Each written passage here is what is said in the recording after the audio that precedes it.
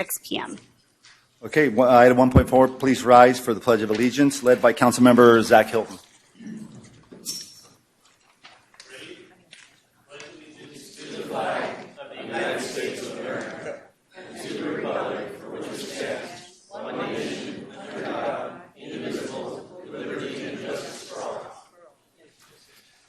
Please have a seat. We have no invocation this evening. Item number 1.6 is orders of the day. Item number 7.3, environmental services update and statewide trash provisions will be continued without a date certain, so that's pulled from the agenda this evening. And jumping right to item 1.7, we have a lot of employee introductions this evening. So I will turn it over to Public Works Director first, John Dowdy. Go ahead. Sorry. Heath, sorry about that. He has one. Goodness, I'm first for once. Thank you, Mayor, council members, and community. Nisha, come on up here. I'm pleased to introduce our new city engineer, Nisha Patel. Nisha has a bachelor's of science from the University of Florida, so I guess they just fired their head football coach recently. She comes with extensive background in civil engineering, 10 years in the private sector doing development-related subdivision work, and 18 in the public sector environment, which included city engineer work as well as public works director roles with it. Nisha is residing in Morgan Hill, there with her 1-year-old mini Bernedoodle, and she likes to go out with the Bernedoodle on walks around the community and up in the hills. With that, Nisha.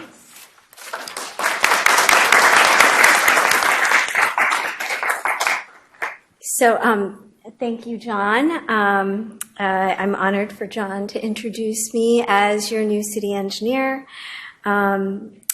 I am really excited to serve the community of Gilroy.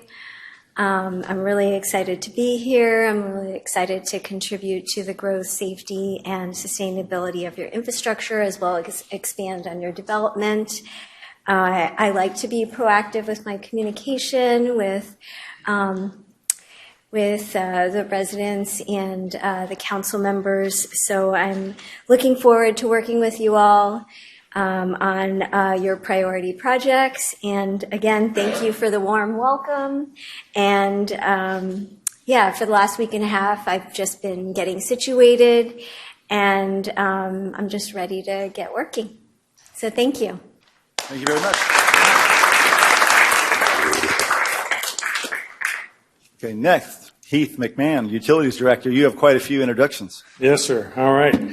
Good evening, Mayor, members of the City Council, and public. We have 6 new employees to introduce to you. Excited to have this new group on the team. 5 are within the water section on the maintenance worker side, and 1 engineer for the CIP program. A very talented group joining our team, and looking forward to the great things they're going to accomplish together moving forward in the days ahead. So I'm going to start with Lance Malatka. He has joined us as a maintenance worker on the water team. Lance brings 14 years experience in crane operations, rigging, and heavy equipment handling. He's worked with companies such as Reeve Trucking, Doc Bailey Construction, Toucan Crane, where he's operated everything from boom trucks and flatbeds to rough terrain and carry deck cranes. In addition to his operational expertise, Lance also served as a practical exam trainer for the National Commission for Certification of Crane Operators, where he mentors operators in preparing for certification and holds numerous credentials, including a certified fixed and swing cab crane operator. He's got his Class A license. He's got forklift certifications in rough terrain and in warehouse, and signal and rigger training. Outside of work, Lance is deeply involved in the community as a Pop Warner football coach and helps organize local fundraisers like golf tournament and the biennial spaghetti dinner for St. Mary's School of Gilroy. Please welcome Lance to the city of Gilroy.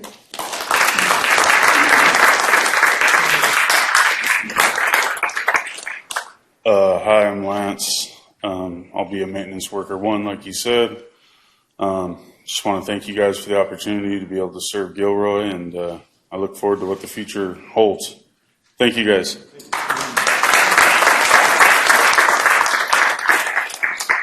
All right, next up we have Luis Castro. Luis comes to us with hands-on experience from San Jose Water Company, where he was responsible for repairing leaks and installing mains and service lines. This direct experience in water construction methods has already allowed him to jump in and provide a positive impact on our maintenance and our construction efforts. He's lived in Gilroy for the last 5 years, has a 2-year-old daughter, and enjoys playing soccer, baseball, and going fishing. Please welcome Luis.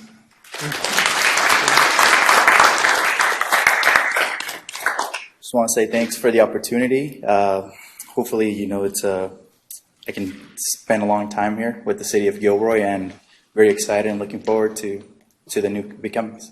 Thank you. All right, next up we have Daniel Ramirez. Daniel brings a background in water treatment and plumbing services with hands-on experience at Evoqua Water Technologies and Culligan Water, where he maintained reverse osmosis and deionization systems, diagnosed and repaired water softeners. He also spent nearly a decade as a plumber's assistant at Performance Plumbing Systems. He holds certifications in water and gas piping and is currently pursuing his AA degree at De Anza College.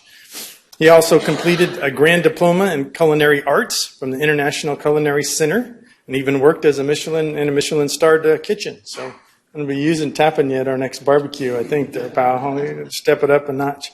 But outside of work, Daniel enjoys playing and listening to music and is practicing to become a master on the guitar. He also enjoys playing basketball and watching the Golden State Warrior games, most of all spending time with his family and friends. Please welcome Daniel Ramirez. Hi, my name is Daniel Ramirez. I just want to say thank you for the opportunity to work for the city of Gilroy. I'm honored and very grateful to be here with everybody. And yeah. All right, next up we have Anthony Valdivia. Anthony brings over 5 years of construction experience with a strong background in excavation, grading, and demolition. While at Joseph A. Albany's construction in Santa Clara, he contributed to large-scale capital projects involving cement masonry, concrete finishing, rebar installation, and the like.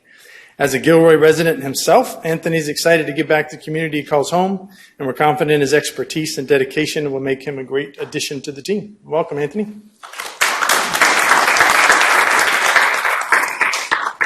First of all, thank you for the opportunity to work here in Gilroy. It's especially rewarding now that I have my 1-year-old, so it's perfect to work near home and be able to contribute also to the city where I live. Thank you.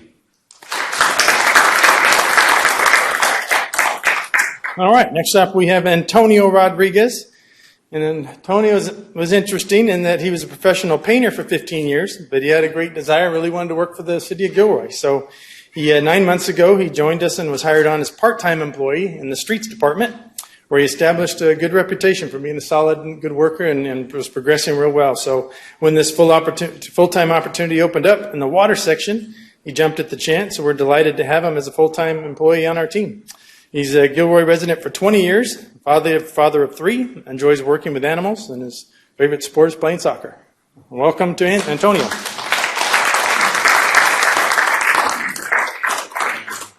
Good afternoon. I just want to say thank you for the opportunity. I'm excited to do work in the water department. This is a new opportunity for me to learn a new trade, and just looking forward to work many years here in Gilroy. Okay. Thank you. All right, so that's our new host of maintenance workers coming in. We also have a new engineer coming in. That's Juliana Lorenzano, who joined our team just last Monday, right? Just a weekend. So excited to have her as part of the CIP section in engineering.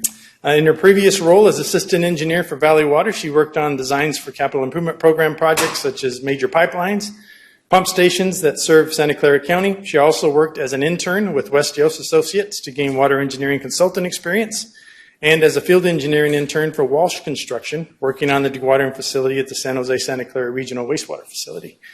Juliana earned a bachelor's degree in civil and environmental engineering and a master's in GIS from Calvin University, where she also led student teams on international clean water projects. A proud South Bay native, Juliana is passionate about improving local utility infrastructure to ensure there's ample high-quality water to support our communities. In her free time, she enjoys traveling, volunteering at church, playing volleyball, and hiking with her husband. So please welcome Juliana.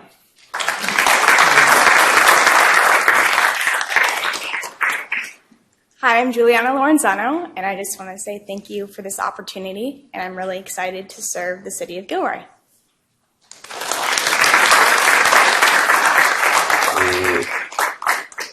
Thank you very much, everybody. All right, moving on to item number 2, ceremonial items, proclamations, and awards. So I have one proclamation this evening. And this item will be accepted by Gilroy Stand United Against Hate. So Noshaba and some of your group, if you'd like to come up to the podium, I will meet you down there. And usually the way this works, you guys will come up. Noshaba, you'll say a few words, and then council will all take a picture right in front of you after.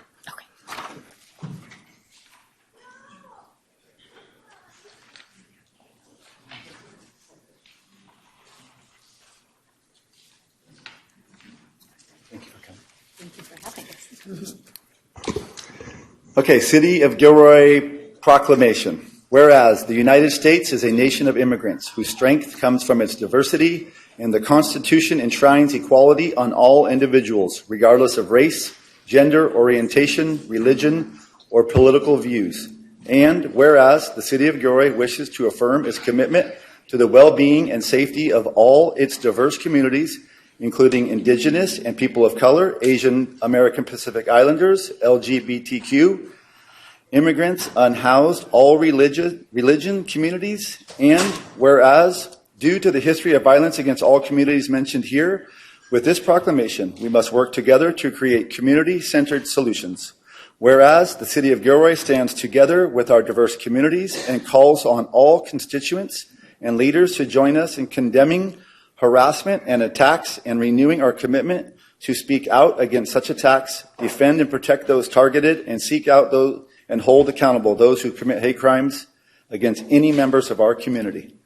Now, therefore, I, Greg Bozo, Mayor of the City of Gilroy, on the 20th day of October 2025, together with my colleagues on the City Council, do hereby proclaim October 19th through 25th, 2025, as Stand United Against Hate Week. Thank you.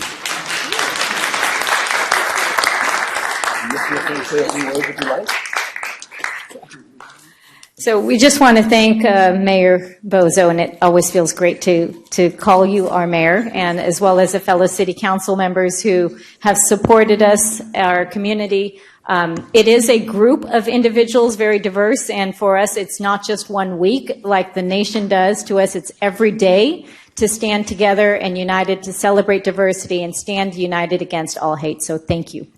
Thank you. Want to come on down, please?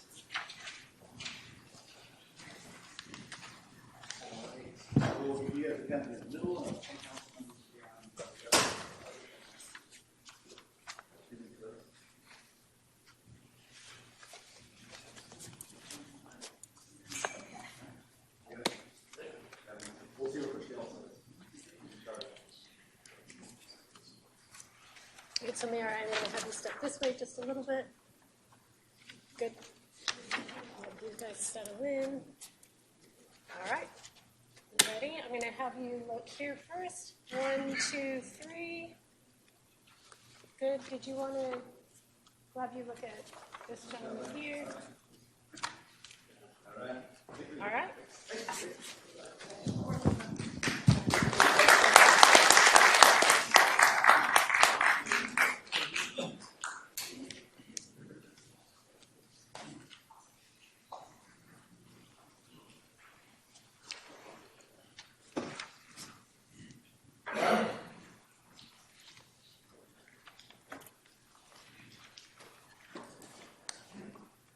All right, thank you very much. Moving on to item number 3, 3.1 is public comment by members of the public on items not on the agenda but within the subject matter jurisdiction of the City Council. Thank you, Mayor. I have 4 speakers. We'll call up the first 3.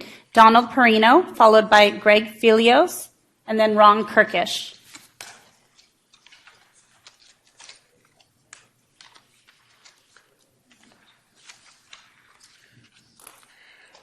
Thank you.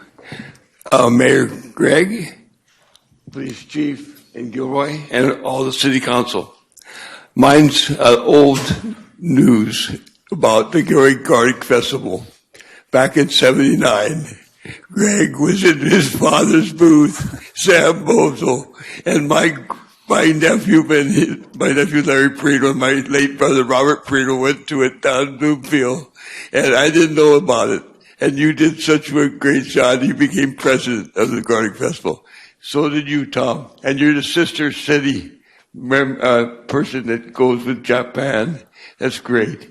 And that has made Gilroy on the map. Wherever I go, I say Gilroy. They know about Gilroy Garlic Festival. And thank you very much for doing that.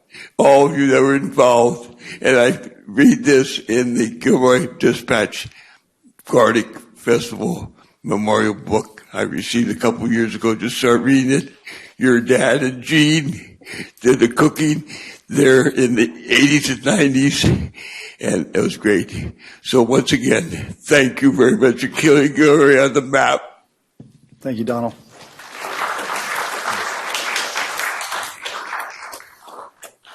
Greg? Honorable public servants, in 2 weeks, we have an election, November 4th.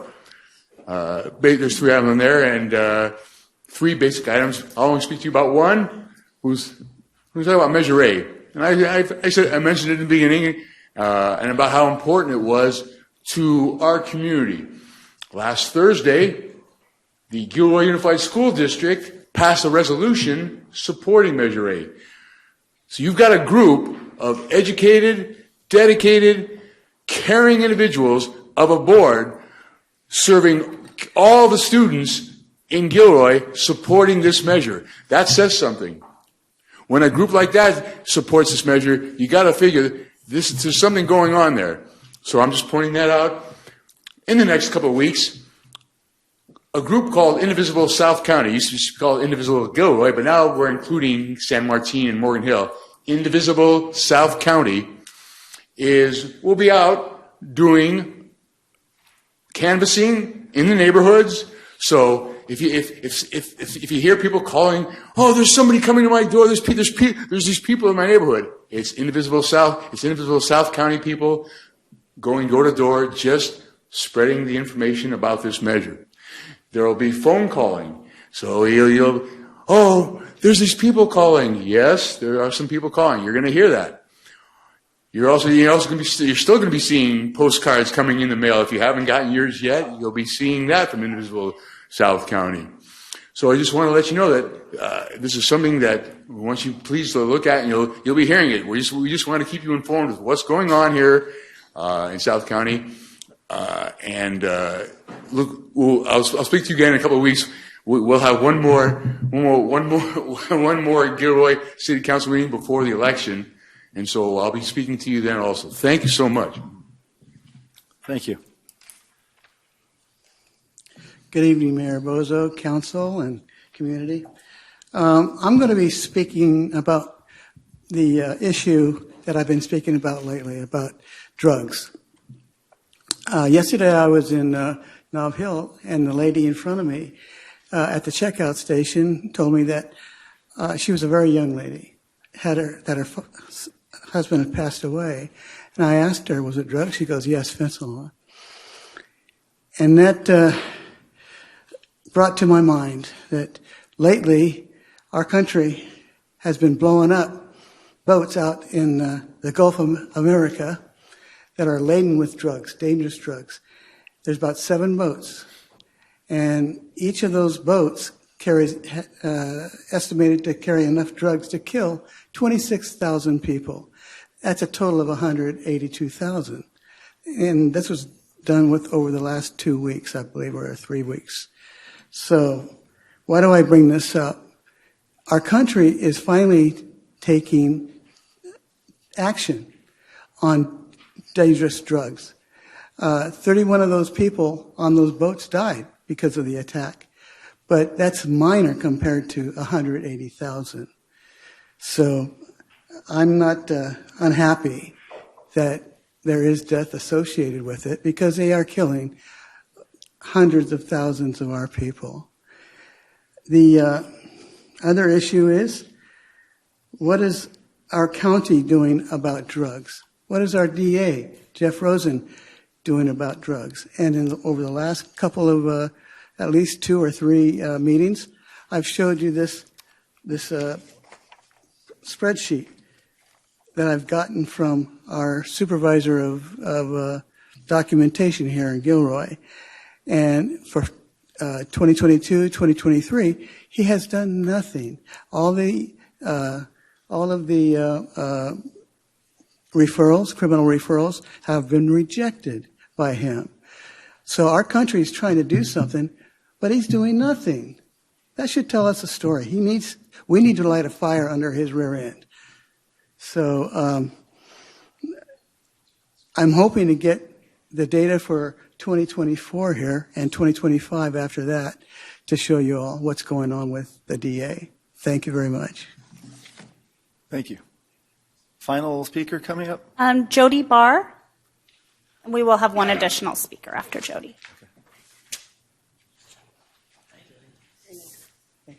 Hi, I'm Jody Barr from the American Association of University Women, and I just wanted to see how many members we have here. If you want to stand up, our group, AAUW, we're really known AAUW of Gilroy, but we just wanted to make ourselves, make you aware of our little club here in Gilroy.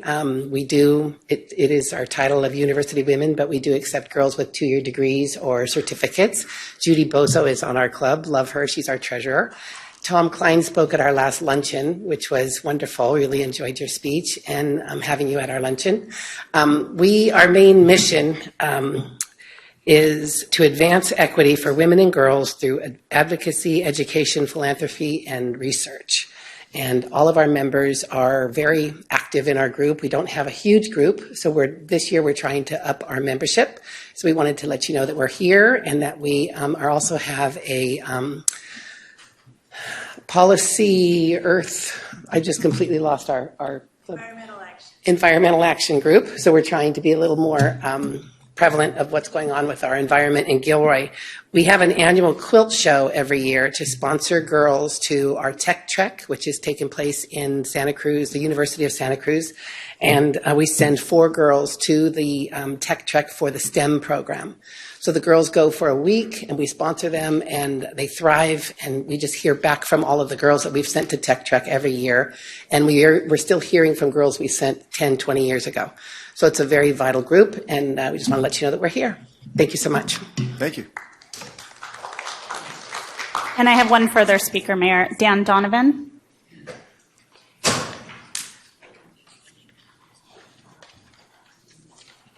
Mr. Mayor, City Council, you're probably going to get sick of seeing me tonight. I just had one thing to say. As the gentleman over there mentioned, we do have an election coming up.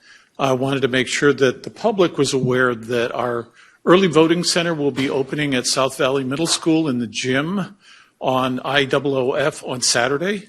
So if anybody who's watching this or is in the audience who didn't receive a vote by mail envelope or wants to deposit it there, or would like to vote in person, will be open on Saturday morning. And will be open all the way through Election Day until, I don't know, whenever the polls close and whenever our ballots get up to San Jose. Thank you. Thank you. I have no further speakers. All right, thank you very much. Moving on to item number 4, reports by council members. Councilmember Bracco. Nothing to report. Councilmember Fugazi. Nothing to report. Councilmember Marks. Well, I don't have anything to report, but I do want to thank Gilroy Fire for the wonderful shirts and hat that they gave to us in support of October Breast Cancer Awareness Month. I think all this is greatly appreciated by us to know that they are so involved and aware. Thank you. Thank you. Councilmember Hilton. Thank you. From Santa Clara County LAFCO, the board directed LAFCO staff to develop an RFP for a countywide water and wastewater service review to begin in February 2026 and completed by February 2027. The draft RFP has been sent to Gilroy staff for review and comments. What is a service review? A service review is a comprehensive review of services within a designated geographic area. It includes steps to obtain information about services in the geographic area, evaluate provisions of services from a comprehensive perspective, and recommend actions when necessary to promote the efficient provisions of those services. In Santa Clara County, service reviews are intended to serve as a tool to help LAFCO, the public, and other agencies better understand public service, governance, and delivery, and evaluate options for the provisions of efficient and effective public services. Lastly, I joined the Gilroy Unified School District last week as they announced Pathways to Success, a new partnership with San Jose State University that guarantees admissions for any CSU-eligible GUSD graduate to the university. And congrats to them for this partnership that benefits our youth for generations to come. Thank you. Thank you. Councilmember Ramirez. I would just like to echo Councilmember Mark's appreciation of the fire department. As you can see, we're both donning shirts that they brought. And I'm hoping that perhaps when I do my ride-along later on this week with the police department, I might get one of their badges as well. But no pressure over there, Chief. But I would also like to report that Sister Cities has a number of students arriving from Japan next week, and they will be here for the week. They have a number of wonderful activities, and it's just a great way for students to learn about other cultures and communities, and I'm just real pleased that they're coming. Thank you. Councilmember Klein. No report. Okay, I have no report this evening. Moving on to item number 5, it's a consent calendar. We have one item on the consent calendar. Any public comment on the consent calendar? I have no speakers. Okay, I will entertain a motion to approve. Move to approve. I have a motion by Councilmember Fugazi, I'll second. a second by Councilmember Marks to approve item number 5, the consent calendar. Excuse me, it's 5.1. Roll call, please. Councilmember Bracco? Yes. Councilmember Klein? Yes. Councilmember Fugazi? Yes. Councilmember Hilton? Aye. Councilmember Marks? Yes. Councilmember Ramirez? Yes. Mayor Bozo? Yes, motion passes 7-0. Moving on to item number 6, bids and proposals. 6.1, Old City Hall HVAC system replacement of 2 air conditioning units for $70,000 and adopt a related budget amendment resolution to appropriate the funds. Staff report, please. Hi, good evening, Mayor, members of council, and members of the community. Leanne McPhillips, I'll be giving this presentation tonight.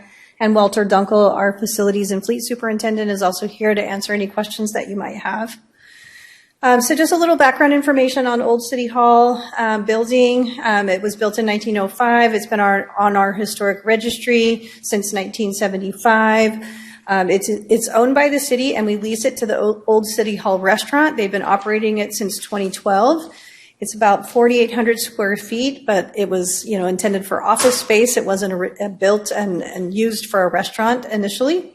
The HVAC system is over 35 years old, and our urgent issue is that 2 of 3 upstairs HVAC units have failed and need immediate replacement. There's one single unit that's functioning, but it is not able to manage the upstairs area on its own. So the replacement cost for the 2 units is a little over $35,000. There's also additional work required for electrical, drywall, and permits, which could run about $15,000. And then, depending on what we find when we get in there, engineering work could be needed due to the age of the building, the aging infrastructure, and if these engineering services are needed, that could have another cost of $15,000. And then just the unexpected contingency. I know we talked about contingencies at our prior meeting. Only used if needed, depending on what we find once we get into it. So maximum total project cost is estimated at about $70,000. If council recalls, back in December of 24, staff came forward with the CIP project for the design of the HVAC replacement. This was not approved by council. The design work was estimated at $145,000. The whole project could have run up to $800,000. We just didn't know until we got the design plans, and council made a decision to put that on hold at that time. So we decided that it was best for us to bring this issue back to council now for some direction, because we could move forward under the city administrator's authority, given the dollar amount, but given what council communicated to us about the HVAC system over at Old City Hall, we just felt it was best to check in before we went on any further. So the Old City Hall lease, right now the monthly lease rent payment that we collect is $7,000 $1,306.11. There's base rent plus some maintenance costs for maintenance contracts that we have to operate different things in the building, such as the elevator, fire alarm, HVAC maintenance, and HVAC water treatment. The lease payments from the tenant are current at this time. From fiscal year 21 to 25, we collected $427,000 in rent payments from this tenant. And to date, for fiscal year 26, $29,000 has been collected. We need to let you know this because we just want to be fully transparent. We're having some issues with the cast iron sewer wastewater pipes at Old City Hall. About 3 years ago, we had a similar issue in the dining room. Now we're having the issue in the kitchen. The dining room project ended up costing about $130,000 in emergency repairs in order to get that fixed. We had just recently, in the last couple of weeks, we had to do some P-trap replacements due to pooling water in the kitchen. That cost $15,000 for those repairs. We were working on getting some quotes for the repairs in the kitchen because the pipes are failing, and we're estimating $40,000 to $50,000 for those repairs if no other issues come up once the trenching occurs. And this will also require the restaurant to close down for 5 to 7 days while the work is done. In fiscal year 25, just on general maintenance of Old City Hall, we spent about $36,000 in outside contractor repairs and another $5,000 in staff time. To date, fiscal year 26, $12,790 in outside contractor repairs, plus just the recent $15,000 for the P-trap replacement. So we're at about $28,000 so far this fiscal year in maintenance repair costs, and another $1,200 in staff time. So Old City Hall Restaurant is a big benefit in the community. It's an important location in the downtown. It's been a restaurant that's been in operation for 13 years. They're an anchor business in the downtown, often a draw for other businesses. They bring additional customer traffic. They add some jobs. And Old City Hall Restaurant is one of those restaurants that does create a sense of community here in Gilroy. There's a lot of events and groups that use the rooms upstairs, in particular at Old City Hall.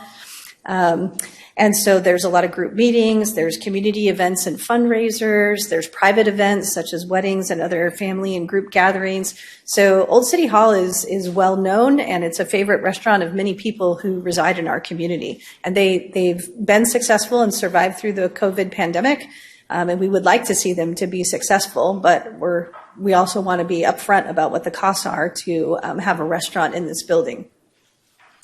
The current lease requires the landlord, which is the city, to maintain and repair things like roofs and walls, conduits, wires, plumbing within the walls, the exterior facade, HVAC system, elevator, etc. The tenant is required to maintain and keep in good order the interior walls, landscaping, sidewalks within the boundaries of the premises, the parking area, electrical and plumbing systems, fire extinguisher and fire alarm, downspouts, gutters, etc. So the lease lays this all out. But when we start digging into, the HVAC units or the flooring to get to cast iron pipes, that returns back to us as the landlord. There are some things that we can consider with respect to this lease. Currently, the lease is on a month-to-month cycle. And we must, honor those landlord and tenant requirements because we do have a valid lease in place that we are honoring. We do have some options to update the lease in the future where we could shift some or all of the repair costs to the tenant, increase the monthly rent. Commercial restaurant lease cost in Gilroy is approximately $27 per square foot per year. So the revenue we could be collecting, if we look at the market, is around $130,000. And right now, on an annualized basis, based on this rent that we're collecting right now, about $88,000. We would need further discussion with the Old City Hall tenants about, what is their current fiscal condition? Could they, would they be able to bear any additional costs? Are there any plans to sell this business? At one point, they were looking to sell the business, and then they backed away from that. And we would want to look at long-term lease options because I think there's areas of this building that are going to continue to fail, and we're going to continue to have these kinds of costs. To move forward with the project, it's like I said, it's about $70,000. It would be paid from the facilities fund balance, which is currently sitting at about $2.5 million. A budget amendment would be required for this because we didn't plan for this work in the current budget, and we don't have the additional funds available. So if we do decide to move forward, we would need the council to approve that budget amendment resolution to appropriate the $70,000 for this project. We may be back to you when we get additional information if the cast iron pipe issue gets much worse. We may have to be back for additional authority and an additional budget amendment related to that. So staff is recommending that we we're asking for direction to move forward with the replacement of the HVAC units. Again, that's $70,000. Sorry, missing a zero. Then the budget amendment resolution would need to be approved. We'll further look at this cast iron pipe issue. Like I said, we may be back. If this is approved by council, we'll get additional quotes for the 2 HVAC unit replacements. We'll finalize an agreement with our selected contractor. We'll schedule the work with the contractor. There may be some lead time in order to order the equipment that we need to do the work. And happy to answer any questions that council may have. Councilmember Fugazi. Thank you for putting all this together. It's much more comprehensive than the last time, and it's much appreciated with all the detail that's included here. One correction from the last time it was presented was the rental amount, which I believe was stated at $2,500 to $3,000. I just want to make sure the public understands that was part of our decision-making process before as well, was based around that, but now we see it's at a different level. So with these particular repairs, even if we had gone forward with the request prior, we would still be in this position though, right? Because we wouldn't have been able to get to that. When did they fail? It was probably 2-3 months ago. Yeah. About 3 months ago. So they've been suffering already then? They've been suffering already. Okay. And your report says that the rent is currently competitive. What exactly do you determine as competitive? You mean it's competitive to the tenant that's in the building. It's very competitive for them because it's below market. Okay, that's what I was trying to get at. So you feel it's below market, yes, what it's currently rented at. Yes. Do you feel it's being maintained at a level that a property owner would expect a tenant to maintain the property? Well, restaurants are can be very volatile and sensitive to what's going on in the economy. So, I think we've offered a competitive rent to keep a tenant in there, a long-term successful tenant. I don't know how delicate things are with that tenant, if they could bear the cost of paying. No, what I'm getting at is just in general, since we're talking about the property, you have so much detail on the property, as the landlord, and this is, I guess, this is in your department, right? So you're literally the landlord, more or less, overseeing this. Do you feel that they are keeping the property maintenance, paint, carpet, everything in the way that they take care of the place up to what you would consider good standards? I would say yes. Okay.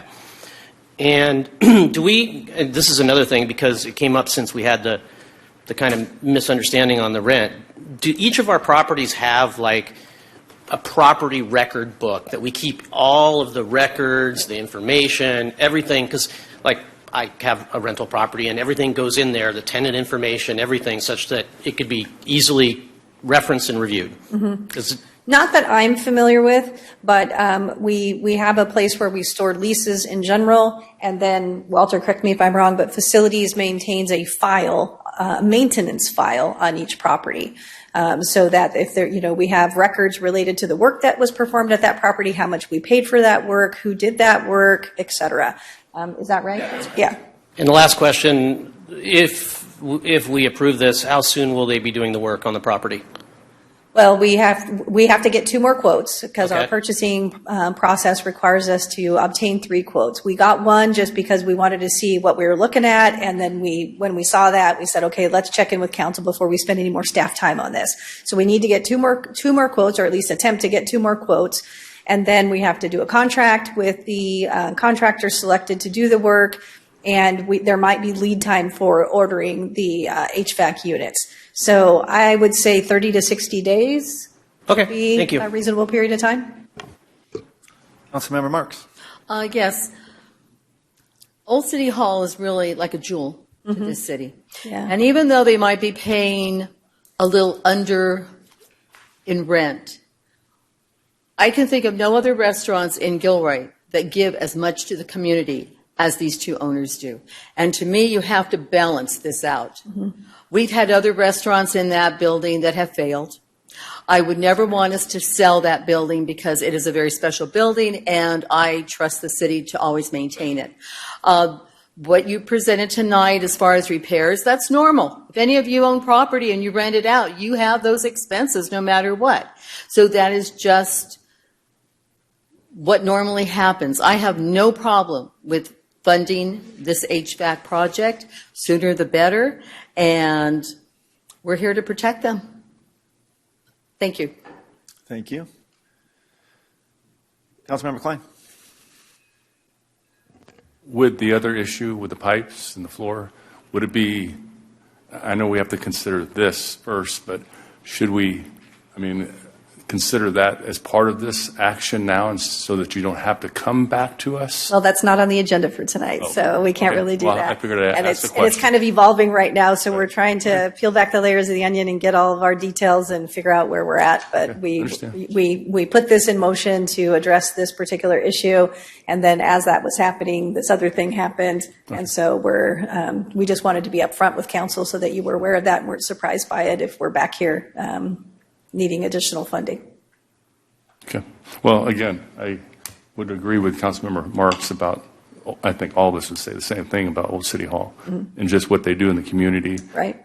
All the events that are there continually. Bobby and Fran do a great job.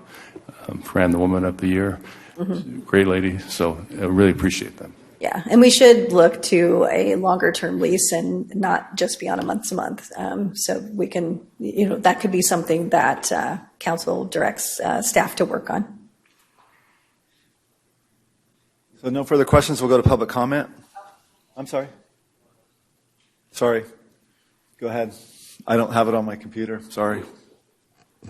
Okay, so thank you.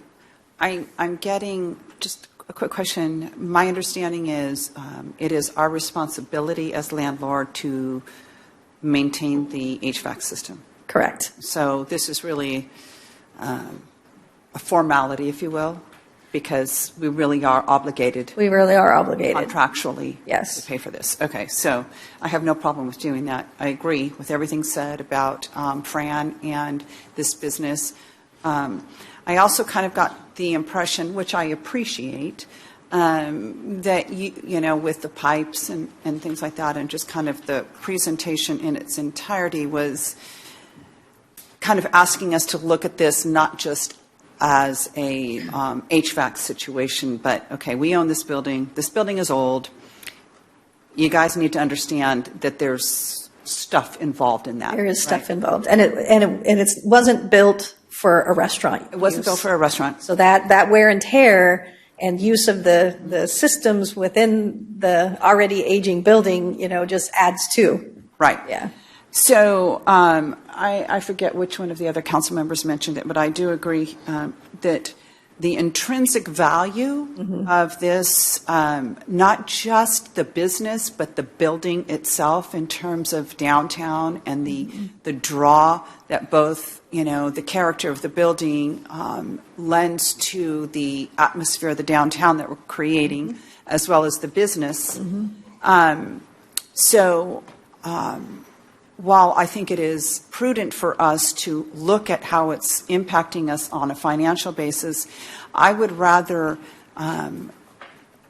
personally, I would rather just say we're contractually obligated. Let's move forward on this. And then when our economic development director comes in, look at what would be, once this lease goes away and this business owner says, I'm done, what would be the best opportunity for this building moving forward. But I would be very, very reluctant to sell the building because then we lose control and it could be leveled and it could be a parking lot. So, And we did provide a copy of the staff report to the current tenants to see if they wanted to be here tonight. But they read the report, and Bobby was out of town. But I think Fran said there really wasn't anything else to say. Okay. Thank you. Councilmember Hilton. So what happened last December is we were going to go down that design path, and then we backed off because of what Councilmember Ramirez just talked about. We're looking for the economic development. We want to have all this assets available and not go too deep financially in any of them until we get some good direction. But I thought we couldn't just do this. We couldn't just go out and source HVAC systems. I know Councilmember Rocco asked that. He's like, why are we doing all this? If we need HVAC, why don't we just get it? So how did we bypass that to here? Because they failed, and they're no longer operational. And we have a maintenance requirement where at the time that we brought the design project to council to move forward with the design of the entire HVAC system in the entire building, which would involve, basically, taking out all the inner workings of the HVAC system and replacing it with something more modern. That was us trying to be proactive and look forward because we could see what was happening. We could see that the system was failing. We were over there with doing repairs all the time. And so we knew it was just a matter of time before, things were going to, evolve and shut down. So we reached that place where two of the units upstairs completely failed. So we're, now under the lease, we have an obligation to have the HVAC up and running. So we need to do something. All right. Thank you. Okay, let's go ahead and go to public comment, please. I have one speaker, Dan Donovan.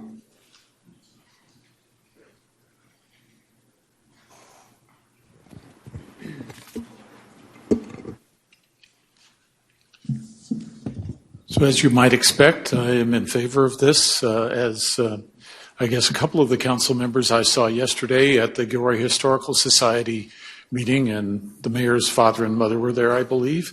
It's a fairly small expenditure when you kind of look at the total budget that the staff was recommending earlier. It's a landmark building. It's old. And just like every other old building, it needs a lot of maintenance. So I would ask the council to approve this expenditure. Thank you. Thank you. I have no further speakers. Okay, thank you. Want to go ahead? Just real quick, thank you, Mayor. One of the things as interim the council has asked me to do is look into some of the current organizational structure and some of the systems to determine where there might be the need for some improvements. And as hard as your staff is working, there are some areas that need to be addressed. I have spoken with a couple of the council members. One area is into your assets and your leases. And staff did inform me this week that there have been some early discussions on that, but it didn't really come to fruition because of other priorities. So definitely I concur that the time has come where there is a need, if we can work it into the priority list, to really sit down and look at your assets. I call them leases, but they're assets because there's different types.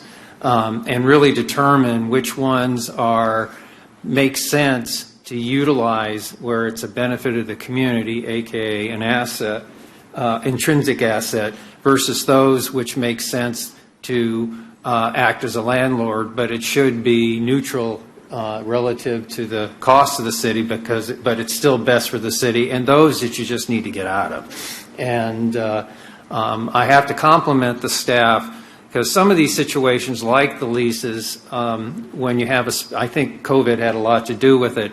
They started just looking who could manage that lease. And so now you have them kind of spread around several different departments, and staff is doing their best to manage those, but there is a need to get comprehensive council policy direction on those and make some decisions on it. So I'm hoping that with your new city administrator, can get that worked into the priority list.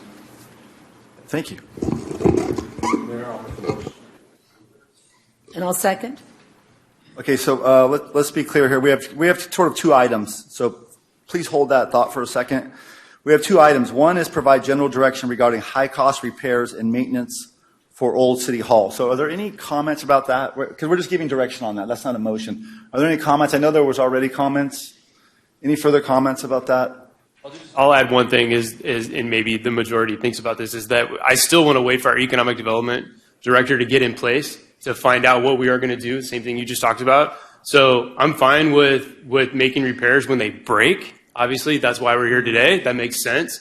But to have like this, this building up and we're going to keep adding stuff and now we want to spend more staff time on the design and all that kind of stuff, I'm not in favor of that. Yeah, I agree with Councilmember Hilton on that, and as well as any new kind of agreements and ways that tie up these assets, similar to how the Willie House basically got tied up earlier this year. We need to wait, I think, until we have those new staff in place so we can make the best decisions possible with all of that. Any further comments? So I'll finish with a comment.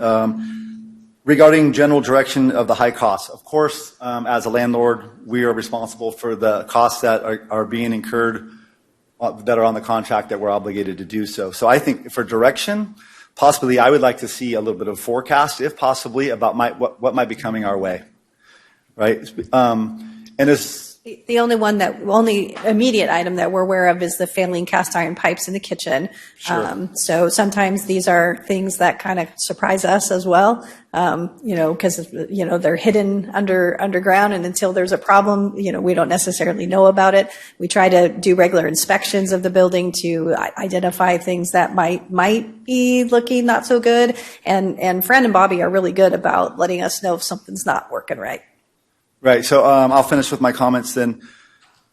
As much as we all like Fran and Bobby, I do also want to say let's be careful about not living up to our fiduciary responsibility, is that this is a asset of our community and that we should be looking at what is market value. I'm not saying that we need to write a lease for them, that market value, but we should be considering not only market value, but some of these things that are breaking are based on the use.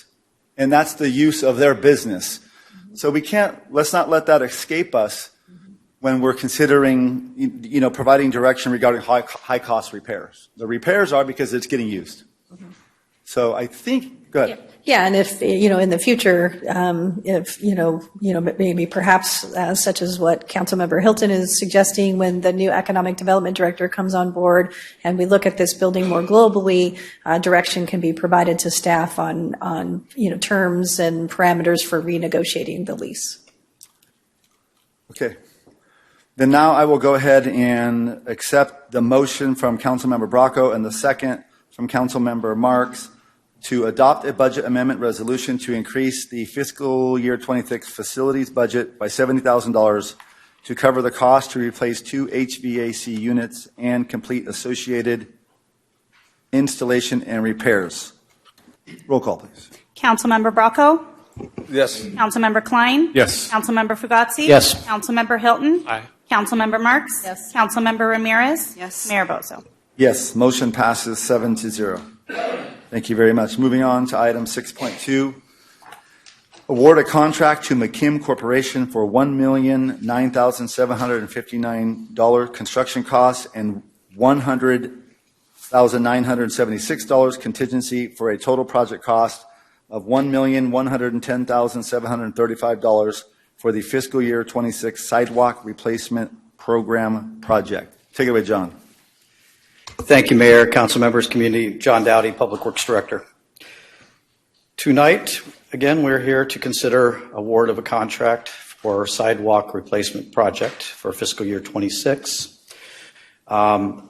We are recommending that the council award this contract to McKim Corporation for a total of $1,009,759 and also with a contingency, and also authorize the interim city administrator to execute the contract and associated documents. As the council, I think, is well aware at this point, you've been through this a few times. The city started in 2006 with a shared sidewalk replacement project program. And in August of 2024, you made significant revisions to that program, which would place much of the burden on the city to front the cost and to administer the project. And in August, you considered and approved some modifications and clarifications of that policy, and we're operating under the August 4, 2025 revisions. We, under that program, maintain a list of identified and requested and then ultimately confirmed locations where sidewalk repairs and replacement are necessary. Many of these are the result of street trees, basically the roots, incursions, lifting the sidewalks, tongue-tied today. But there are other reasons for those replacements as well, but that's a primary purpose and consideration. This list currently includes about 250 confirmed locations, and we assume and believe that this list will only continue to climb.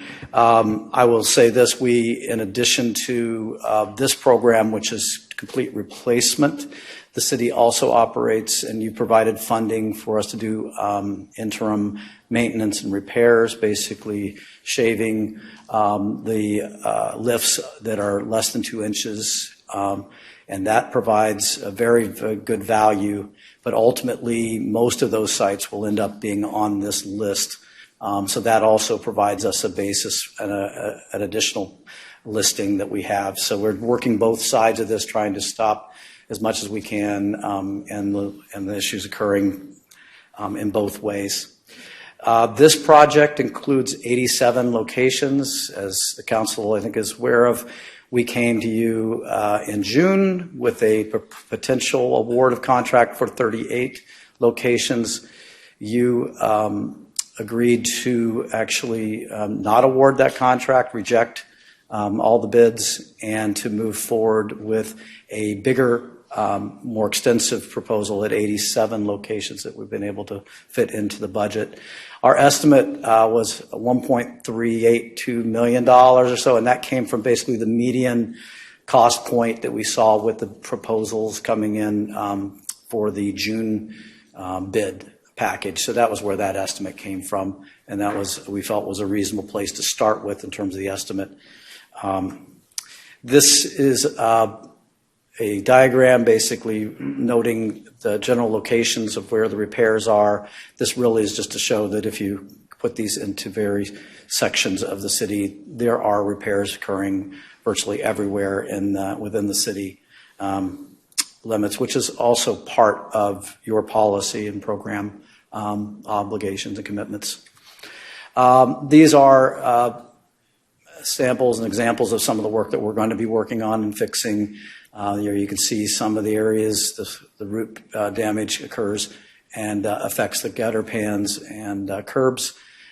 Significant uplifts and really affects, these are beyond the affecting trip and falls, because I think most people are not even venturing onto those. Skateboarders probably and bicyclists are having a good time maybe with those, but no one else. Certainly from an ADA perspective, these are not acceptable. And so that's why and how many of these 87 locations were kind of the worst of the worst. And again, part of what we're also looking at is making sure that we are getting the best dollar for dollar value, which is to try to place as many of the replacement projects together, or at least near proximity to each other, to reduce the cost of the mobilization and related cost with that. So that's part of this as well. Again, we advertised for this bid for 87 locations and opened the bids in September. And during the course of the bid analysis, 3 bids were disqualified and deemed not responsive. The lowest responsive and responsible bidder was deemed to be McKim Corporation, and that bid was 24% below that engineer's estimate. So we received in that the 5 submitted. This is a breakdown of that. and those three were disqualified: ASG, JJR, and Villalobos and Associates. Following the notice of intent, we received 2 formal bid protests from ASG Builders and Villalobos and Associates. The city worked closely with the city attorney's office to review and evaluate those protests and determine that McKim Corporation is still the lowest responsible and responsive bidder. The total cost of this would be $1,009,759. We are recommending a 10% contingency. The reason for the contingency in this matter is that we are still some variability in what we're going to see out there. We're dealing with tree removals. We're hopeful that most of the tree removals will be limited, that we can do managed work with that and cut roots and not lose the trees, but we may have to do additional trees beyond what we're anticipating, and that'll be done through an arborist review and recommendations. That will not be the contractor's call, or frankly the city's call as well. It'll be a licensed professional doing that. This project be funded by a sidewalk repair reserve fund that this council created for this purpose. We have budgeted for fiscal year 26 $1.5 million, so this would be roughly 1.1 million of that. The remainder of the funds, if we use all of the contingency, that would be about $400,000 coming back to this reserve fund, and that would be used in the next year's fiscal year 27 work, or potentially a project even continuing later this fiscal year with that if all things align. Should the council choose to approve this contract tonight, staff will complete the contract, begin finalizing the construction schedule, and hopefully be working on this around probably the first of the year, no earlier than that, I'm guessing at this point. And I'm available for any questions. Thank you. I have one. Councilmember Fugazzi, please. A couple of questions. Although you said it covers most of the city, it appeared that there was nothing east of Monterey, south of Leavesley. Is there not too much going on there that needs repair? Did we do it somewhere else, or? First of all, I guess that's an area that you can go back to the map. Go back to probably it, help people. Go back to it there so we can take a look at it. Part of this, obviously, the policies and the program that was approved by the council looked at focusing on high usage areas. So those focused a lot toward safe routes to school, for example, routes to school, routes to and I think from to commercial from residential areas, and also some of the largest concern areas. I think what you're seeing is that a significant number of these are where you have the largest street trees as well. This program sort of focuses on where those uplifts are. So you're confident that, for instance, from IOOF down to Murray and up and down Murray and all of those, because those are all obviously heavily trafficked for schools as well, are in good shape and don't need to be on this list? That's a tough question, council member. Frankly, I can walk down. You and I can. Well, walk you understand down any street it and does find- look weird for the people who live in that part of the city if they don't have any dots on their area of the map, right? I mean, I appreciate that. We go off of, first of all, the list that we have. We have the folks making requests for the considerations. We have identified areas where we have other projects, and we find those issues with this. So from that perspective, all I can speak to is this has not been the highest priority for resident or property owner concerns and questions. so the next question is on the dollar amount. Is that inclusive of the property owner's part, or is that the property owner's part of that, whatever percentage it ends up being, comes back to the city and offsets that? This is inclusive of this. That amount is the total cost of the project we will then seek the reimbursement back based on your policy. So the amount of money coming back to the program will eventually come back at a much higher number based on the program that you've adopted. The concern and the reason why we didn't really pull that out was and is that there is a minimum 1 year sort of payment program out there. And if folks choose not to voluntarily join in the program in terms of that payment offer, before we get to the point of actually putting them on the tax rolls and recouping that, it's 2 to 3 years out from when we would receive back those reimbursements. So we just assume that money kind of gone out of the program, and it will then replenish that funding. What is your estimate as the percentage we're going to recoup out of that?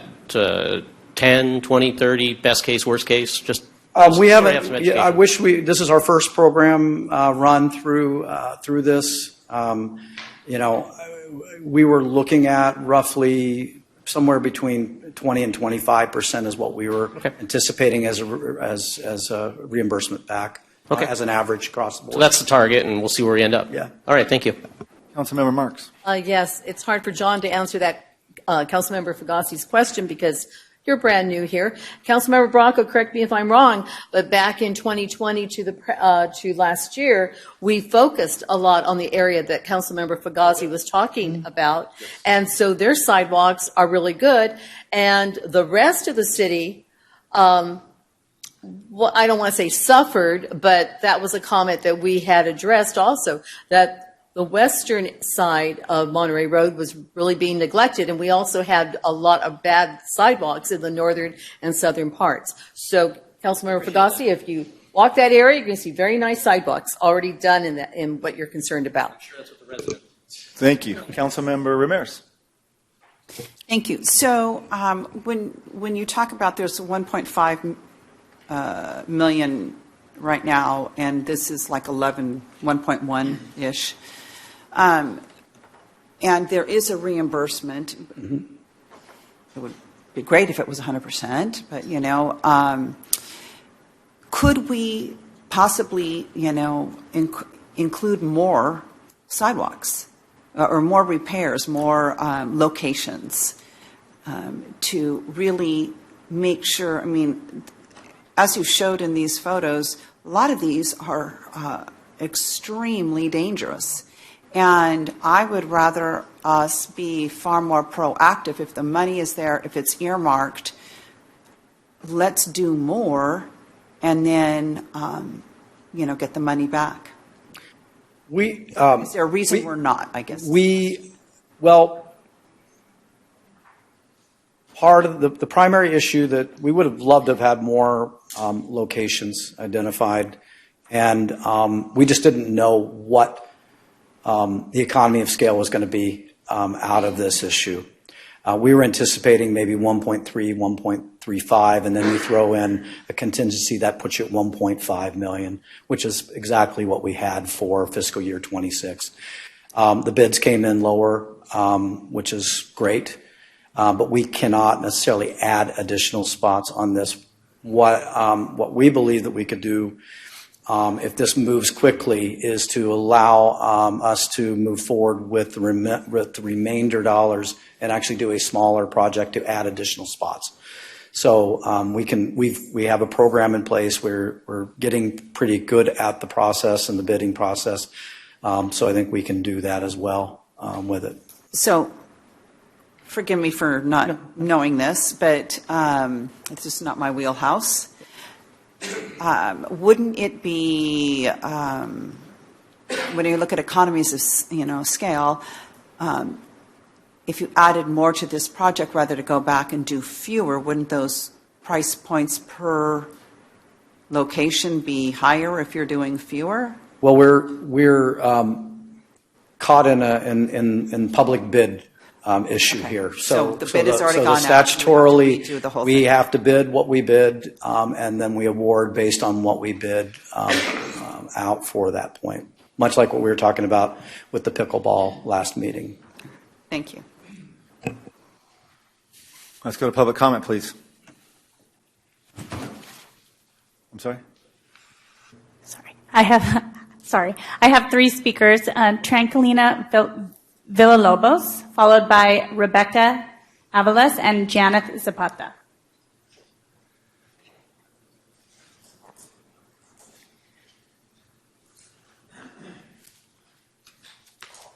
It's okay, we speak right here in the middle. That's okay. Thank you. So hello, I'm Rebecca. I work for Villalobos and Associates. We were the lowest bidder. We bid this project at $768,000 base bid. With the additive, it was $845,766. We were disqualified from this project. We do not understand why we were disqualified. We supplied all the documents that we were instructed to supply, and the D49 license was not a requirement on the specifications. We'd like to ask City Council to reconsider and maybe put this project out for rebid. Hello, I'm the Vice President of Villalobos and Associates. We've completed 3 CIP and federal projects for the City of Gilroy, including in December and the starting of this year, 2025 January, which included sidewalk and curb ramps improvements. We believe that, since it's taxpayers' money, our bid was almost $240,000 lower than McKim's bid. And I heard you guys want to add a couple locations, and you guys will be within budget and the engineer's estimate. So there wasn't no specific reasoning why we got disqualified. We just got an email saying that we were disqualified, but not clearly saying why. So we believe you guys should either rebid the project or award it to the lowest responsible bidder, which was and should be Villalobos and Associates. Thank you.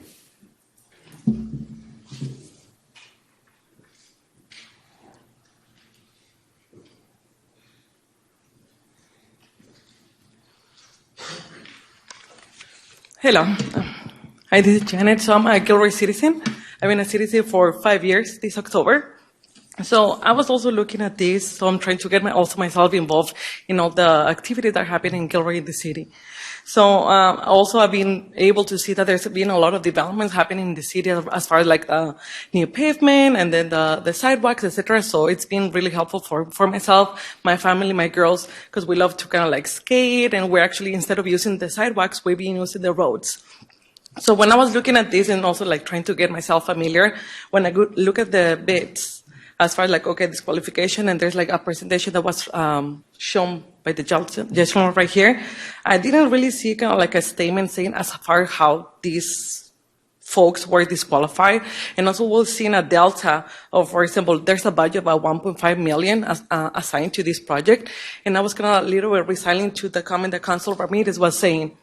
If the bids are going outside not once, not twice, why we already know that there's additional budget, might as well just go ahead and kind of put more projects there, right? We have the Leafsley, and also on my side, I live more like towards like Christopher High School. There's a lot of sidewalks, there's a lot of trees are being affected. So for myself as a citizen, trying to understand what's the justification of us spending an additional $240,000 just looking at the lowest bid. What's the actual justification? Because I don't see it right here, and I wasn't able to also see it today during today's presentation. So I can just try to be mindful as far as like the tax money that's been put in on the budget that's been assigned to this, and just want to be able to kind of really see it outside in the streets, just for the family and everyone in the city to be able to take advantage of it. So that's the point. Just thank you. Thank you. I have one additional speaker, Ron Kirkish. Thank you, Mayor and City Clerk and electeds. I want to thank the lady and her friend. I'm not sure if it's her son or what, but that was an excellent thing that they did. They have done work for this city, and they came in cheap. I would like to know, why weren't they considered? If they can do the job, and they have already done it, what is the excuse why they weren't chosen and given a shot at it. They did come in low, a couple $100,000. Mm-hmm. So please, let's give them some attention and not ignore them. I think they deserve it. Thank you.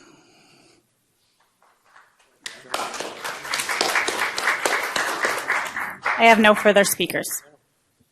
Okay. All right, thank you very much. So any further questions or comments for staff? Okay. I would like to hear from John why they were turned down. One of the things I'd like to say, as John's coming up, in addition to the public bidding process, as most public processes are, it's complex and lengthy. But the city, as the staff report indicates, they have over 350 confirmed locations. So obviously, we got a lot more to do, and that's not in question. Plus, as John was indicating, they do have criteria that have been utilized trying to narrow it down. And so, to some extent, as John also said, that because the process is lengthy, it would be the staff's recommendation to proceed with this and then see if we can bundle with the savings a smaller project to follow up with. But to delay it at this point, particularly when was construction anticipated? First of the year. First of the year. It'll be raining, but delaying it would just lengthen the process and create more trouble. So we strongly recommend moving forward at this time. But now I'll turn it over to John to get into the public bidding process. I'm also looking and happy to defer anything to Andy as well. Their office Jolie was very involved in the process and evaluation. What I will say with regard to the Villalobos, clearly in the bid package there was a requirement for 2 pieces of information. They provided 1 piece of information. The only reason that those pieces of information were required is because they had multiple issues with wage reporting through the Department of Industrial Relations. So under your purchasing policy, it requires full disclosure of those issues they have with DIR under wage theft provisions of your purchasing policy. So the reason why they were even required to have that material submitted was because they had at least, I believe, 3 incidences within the 5-year period where there was concerns and issues with DIR. So that just gives preface to why we were at that point. And frankly, absent that, the council still would have been given the opportunity to evaluate whether, under those provisions, to award to Villalobos due to those wage theft provisions. But that is the condition under which that request was made, and that was reviewed fully and vetted fully with the city attorney and office. Thank you. Any further questions or comments? Do you want to make more comments, City Administrator? Councilmember Hilton? No, I'm ready to motion if you want it. Well, I'm just going to make a comment really quick before we look for a motion. Really quick, I want to make a comment to the folks that came up and spoke. Just so you know, I didn't want to feel disrespectful. It feels like you guys were looking for some comments back and forth, and that's not what this process is for. So I feel bad you guys were standing there expecting a comment from one of us, and that's just not how this process works. So sorry about that you had to do that. And sorry that the public comment is now closed. So public comment is now closed, so sorry about that. Speaking from experience, small contractor, many years, I know what you guys are going through. I've been through this myself. So don't stop trying to be a part of work in Gilroy, please. Right? You just heard our public works director and you hear council. We want to keep moving. We want to do other projects. This is not the end for you guys. You guys have done great work in Gilroy. So thank you very much. Mayor, may I add on to that? Go ahead. Yeah, real quick. I completely agree with the mayor, and under the bidding process, as he knows and anyone else who's dealt with that, to keep the process fair, there are certain things staff is not allowed to share during the process. They can share it after the decision is made. So we're at that stage now. We want local contractors, local businesses to work with the city. We definitely want that. So staff is always available to sit down with any contractors and go over a previous bid or a future bid before it occurs and walk them through it. Thank you. Okay, Councilmember Hilton, would you like to make a motion? Sure. So I'd like to make a motion to award a contract to McKim Corporation in the amount of $1,009,759. Approve a project contingency of $100,976. Approve a total project expenditure of $1,110,735 for the construction of the fiscal year 26 sidewalk replacement program, number 26-PW-299. Can I do them together or separate? And you can add authorize the interim city administrator to execute the contract and associated documents. Thank you. Looking for a second? A second? Okay, I have a second by Councilmember Bracco. Roll call, please. Councilmember Bracco? Yes. Councilmember Klein? Yes. Councilmember Fugazi? Yes. Councilmember Hilton? Aye. Councilmember Marks? Yes. Councilmember Ramirez? Yes. Mayor Bozo? Yes, motion passes 7-0. Moving on to item number 7.1 is the introduction of new business. Receive preliminary fiscal year 2024-25 year-end financial report and adopt a budget amendment resolution. Staff report, please. Good evening, Mayor, members of the council and the committee. Herjo Tsang, the finance director. I'll be presenting the item before you tonight, which is the preliminary fiscal year 25 year-end financial report, which is the fiscal year ended June 30 of 2025. And then we also have a few budget amendments for the current fiscal year, which we're recommending. Just some background, the city adopts a 2-year biennial budget. The fiscal year 25 was adopted as part of the fiscal year 24 and 25 annual budget development process, which was back in June of 2023. And then since adoption on a quarterly basis, staff bring back financial update reports such as this one. The report focuses on primarily general fund, which is the city's most discretionary fund, and then also city has about 60 sub-funds in various different types of special revenues, capital, debt, internal service, and such. So that information is presented in aggregate.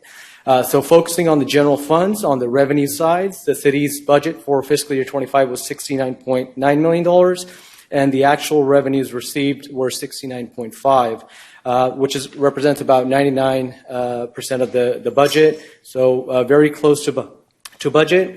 What you can see is within the individual categories, there are some variances. So with respect to the sales tax, sales tax was budgeted at 21.8, but the actuals came in at 20.5. And we knew this fairly quickly after we adopted the 2-year budget, and we've been communicating that to the council as well, that the actuals are going to come in under the adopted budget.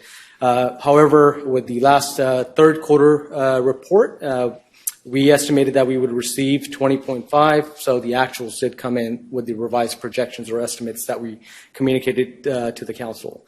With respect to property tax, it came in slightly higher, primarily in the area of secured property tax. For the utility users tax, again, budget was 6.7. It came in at $7 million higher than budget, primarily in the electricity segment. Franchise tax, budget was 2.5, came in slightly under at 2.4.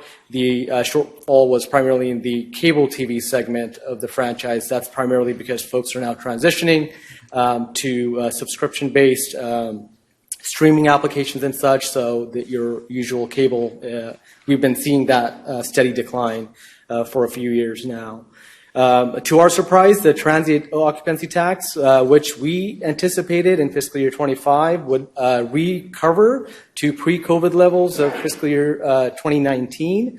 It actually came in under by about $500,000, and primarily a result of lower than anticipated or projected occupancy. So this is something that we are going to be keeping an eye on, especially as we progress through fiscal year 26.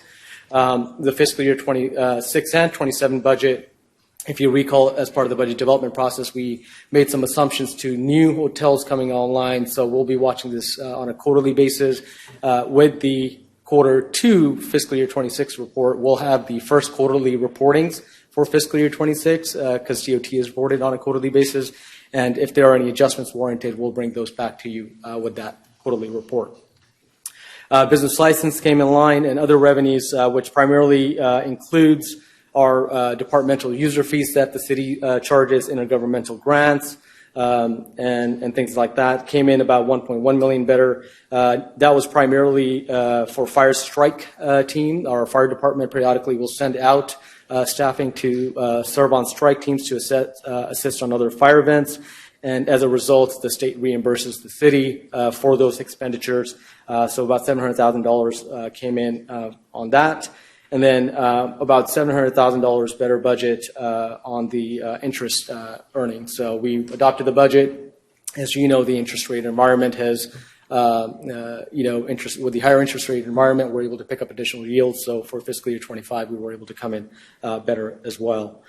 So all in all, again, revenue side, general fund came in right around budget. On the expenditure side of things, we had a total general fund expenditure budget of $76.4 million, and the actuals, including encumbrances or commitments, came in about 75.1, representing about 98% of the budget spent. As you can tell, very similarly on individual departments or functions, primarily most of them came in budget or slightly under, with the exception of admin, fire, and other general government. And the primary reasons for exceeding budgets there were some unplanned items that were included within the administration. The city underwent a districting process earlier this year as part of the fiscal year 25. So all those legal fees and that process was accommodated by, offset by savings in other areas. So within the administration, obviously, we see that higher. And then, obviously, for fire, it's primarily related to the strike team deployment, that additional overtime that was incurred. It is reimbursable. We did receive the revenues for it that you saw on the revenue side. And then for the other general government, primarily, it is a writing off of an interfund loan. So a few years ago, the city council had established a parking management plan or parking management fund in anticipation of having a parking fee in downtown. A study was concluded, and the plan was if and when that program would be established, the revenues would help reimburse the city for that contract. The recommendations did not include a establishment of that program. So as such, at this point, our auditors did recommend that if there's no further activity, that you close out that fund. There were originally general fund dollars anyways that were set aside in that fund, so we're essentially writing it off because it's a different fiscal year. So that's what that primary component is for. And then there were some other improvements that the city made with respect to wayfinding signs and things of that nature. That were included in there. So all in all, with the general fund expenditures, the top line, we came in about $1.3 million under budget at the fund level. Focusing on the non-general fund, on the revenue side, in total, we had $124.8 million budgeted across the various fund types. And then the actuals through June 30th came in about $83.2 million, representing about 67%. Touching on a couple of those, within the special revenues fund types, which primarily includes our transportation-related grants, our PD grants, CDBG housing grants. The shortfall was primarily an assumption that was made in fiscal year 25 that the city would be leading the 10th Street Bridge widening project, and then we would receive a contribution from BTA, budgeted at about $3.6 million. This was the assumption back in 2023. Subsequent to that, there's actions been taken. BTA is actually leading the project. They're doing the expenditures for their project, so the transactions, the cash flow is not going through the city's books, so therefore we had a budget. Obviously, there's no actual, so therefore that revenue never materialized because they are leading the project. And on the expenditure side, you'll see the same because we were thinking about, we were going to spend the dollars, but we're actually not going to spend the dollars on that project. BTA is the lead agency. And then there are some other grant projects like the Lions Creek Trail, which is currently under design. We had anticipated we would, get the full grant reimbursement because the expenditures are reimbursement based. expenditures haven't occurred, so therefore they're related. The revenue hasn't. So you'll find that theme across on both sides, on the revenue side and the expenditure side for various fund types. With respect to the capital and development, which is at 27, this had some significant projects that counted on either impact fees, revenues, or we had some reimbursement. So some examples I'll mention is within the capital and development projects funds, we have the fire station project revenue, the $3.6 million that we were anticipating we would receive by June 30, 2026. It did not materialize, so therefore a part of this shortfall is that $3.6 million payment from the GLR. In addition, we have about $3 million budgeted for the Stand Use Theater Healthy Living Grant, which obviously the grant expenditure hasn't occurred, so the revenue isn't there, nor the expenditure. We had also anticipated the Ice Center project moving forward. In 25, we had some bond proceeds anticipated, about $12.5 million. Those did not materialize, obviously, as projects are still moving along through the various phases. So all that to say, that's primarily the reason why you're seeing fewer actual dollars. And then on the impact fee fund side, we anticipated a lot of these developments. It's like the GLR. These are assumptions back in 2023 when we adopted the budget, that a lot of these developments would move forward. GLR would be fully, substantially complete by fiscal year 25. Those projects have either been due to the capital, needs and financing needs of the project. They've been either put on hold temporarily or are now moving through a slower process or in future years. So we have adjusted that assumptions as part of the 26-27 budget that was adopted. So on the capital development side, that's primarily that. Looking at the internal services, $18 million budget, brought in 16.6. The primary shortfall in the revenue is the energy conservation project that we had budgeted in fiscal year 25. We were supposed to get reimbursed by an agency. That reimbursement is no longer available, so therefore that project nor that reimbursement is going to materialize. So that's what that is for. On the water and the wastewater, the sewer, we do have higher than budgeted revenues. And then for sewer, budget was 18.2. Actuals came in 19.3. Primarily, it's higher user charges based on the rates that were adopted. And then in addition, the city's been able to benefit from the interest earnings as well. So the dollars have been picking up additional yields.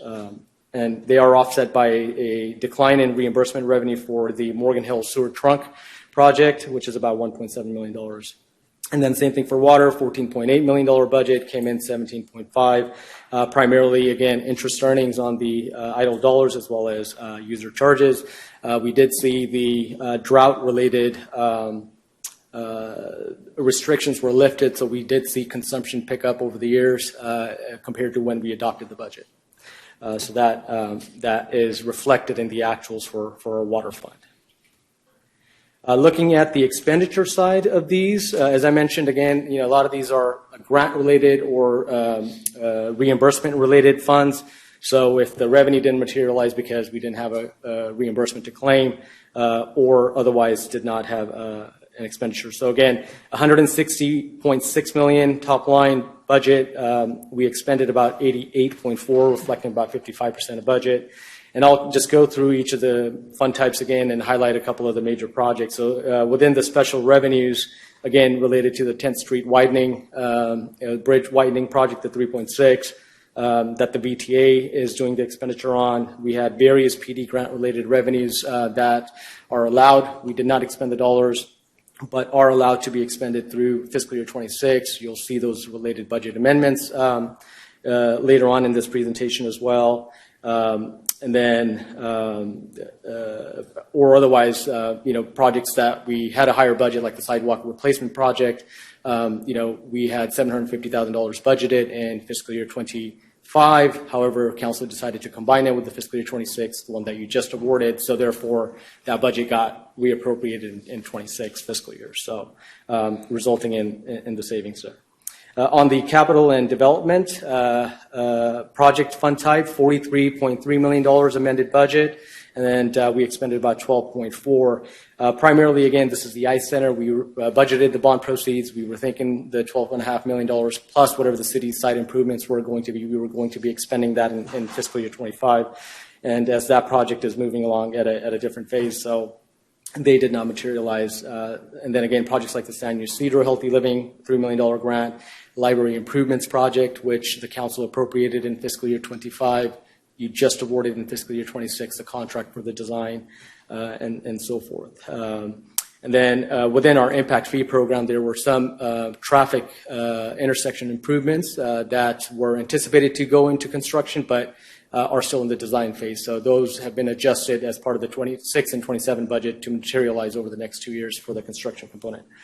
On the internal services, $23.4 million budget, we expended 17.3.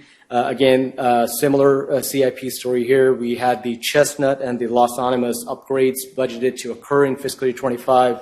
However, we only awarded the design for that, and the construction is now anticipated to occur in fiscal year 26. So therefore, resulting in the underspending there. And then within our water and the wastewater, primarily the result of the underspending is, again, CIP. Various trunk line repair projects were budgeted to occur and go into construction in 25 fiscal year.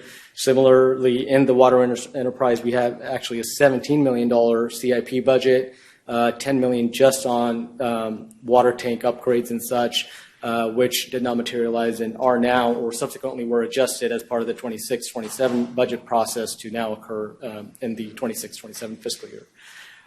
So all in all, those are the primary reasons why some of these fund types have underspendings. It's merely identified for capital purposes on where those projects are at the various phases.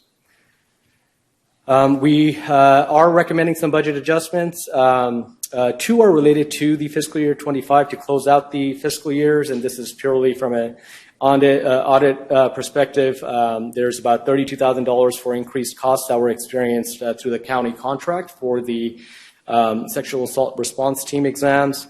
It is funded by Fund 240, which is the Proposition 172 Public Safety Sales Tax Fund. And then the second piece is our workers' compensation related payouts. When the actuals came in, they were about $150,000 higher than what the budget was. The funds both have fund balances, therefore, we were able to pay those out. For the workers' compensation fund, that is coming out of the workers' compensation fund. That's Fund 605. There are additional budget adjustments for fiscal year 26 that are recommended. They are outlined here on the slide. I'll quickly go through one by one. The first one you see is the finance department. This is the finance department implementing the council policy. Council has a standing policy to take up to 25% of the general fund year-end budgetary savings and to put those funds in a Section 115 trust for pension and OPEB. So combined, that's $650,000. Each trust will get $325,000 by the council policy. The next four that you have there are for police. Those are primarily grant-related.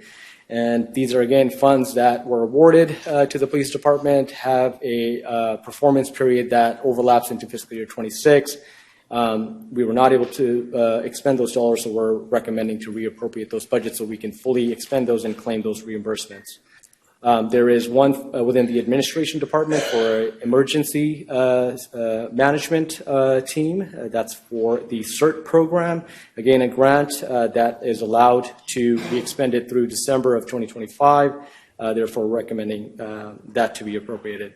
The last three you see there are for our public works department, particularly our parks and landscape.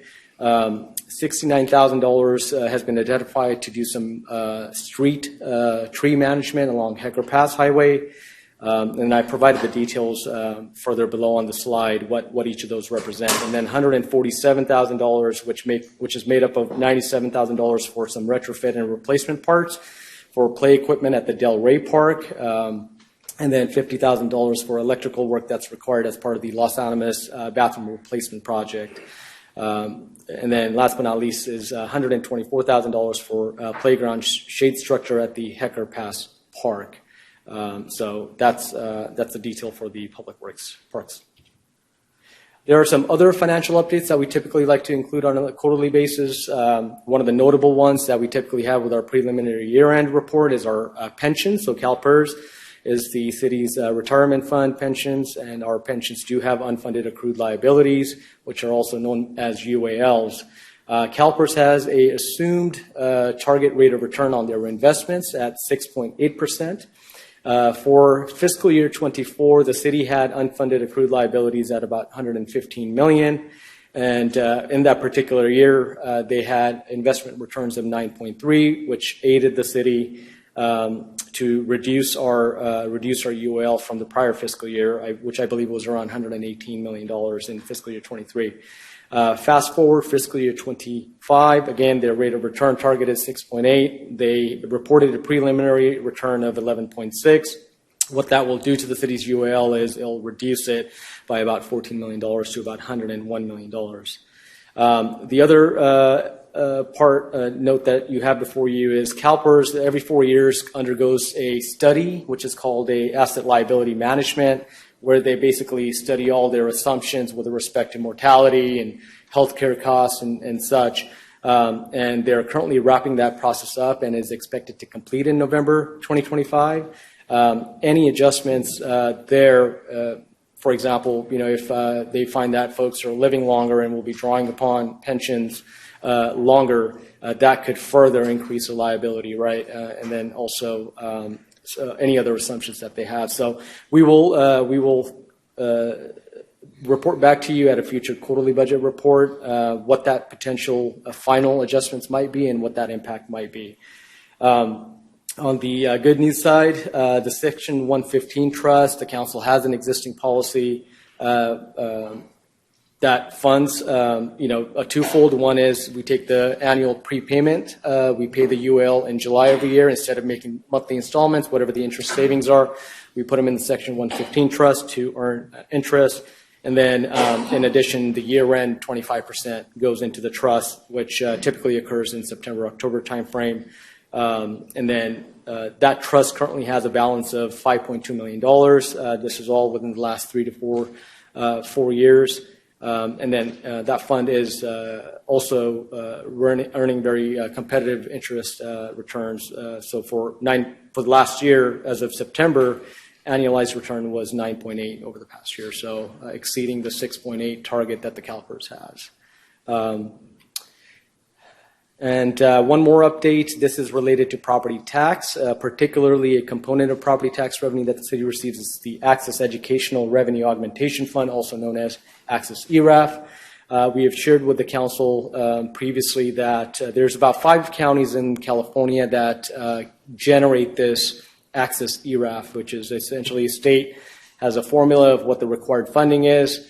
Once the funding for those schools has reached that threshold, anything in Access goes back to the county, and the county is then required to reallocate the Access ERAF funds to the other taxing entities. The city, the state controller's office has challenged those 5 counties on how they calculate the ERAF. This is all stemming from when the RDA went away. And that matter is still not resolved. Based on the county's most recent update, it is expected to now go into calendar year 2026. The state controller's office includes a retroactive provision that these adjustments should be made going back to fiscal year 21. However, as we've been assuming for the last 4 years, when this initially started, we still predict the best case scenario that if there is any kind of settlement between the counties and the state controller's office, that any adjustments would be on a going forward basis, particularly because the county has been remitting those dollars to the taxing entities. They're not withholding those. Maybe a strategic on their part.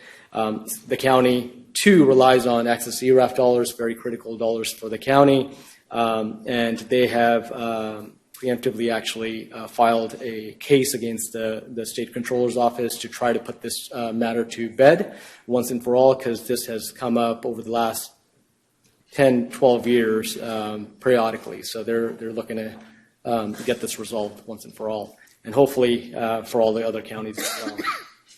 What is the impact to Gilroy? The local jurisdiction, based on the county estimates, about 18%. So our current budget is $2.6 million, and the potential impact would be about $468,000.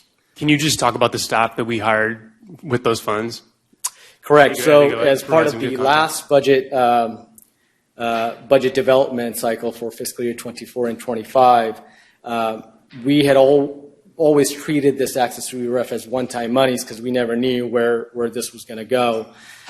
Given the 10 years of history and the amount that this is now generating, it used to initially generate about $50,000 back in 2012, and then it has gradually grown as property values in Santa Clara County have risen tremendously. So what the council did was kind of roll the dice on that budget development cycle to say this is a consistent revenue source that we have been getting for almost a decade, and it has grown to a significant amount where we should start actually budgeting for it and actually programming these revenues. So we did add some positions within our PD, within our fire at that time to leverage this dollars. So subsequent to that, the good news is not 100% of it is up for grab. At least the impact is only 18%. And if that's going to be on a going forward basis, I think we can plan for that if and when that time comes. All right. Concluding, my recommendations are to receive the report, approve the pension and OPEB Section 115 trust contributions pursuant to the existing council policies, which is at the 25%. And then also adopt the budget amendment resolutions that's included as part of the report. That concludes my presentation. Happy to answer any additional questions. Yeah, thank you very much. Before I go to questions, I just want to say, incredible report, Arjo. Man, you do very, very well when you give your reports, so thank you very much. So right now I have two speakers. I'll go with Hilton first and then Fugazi.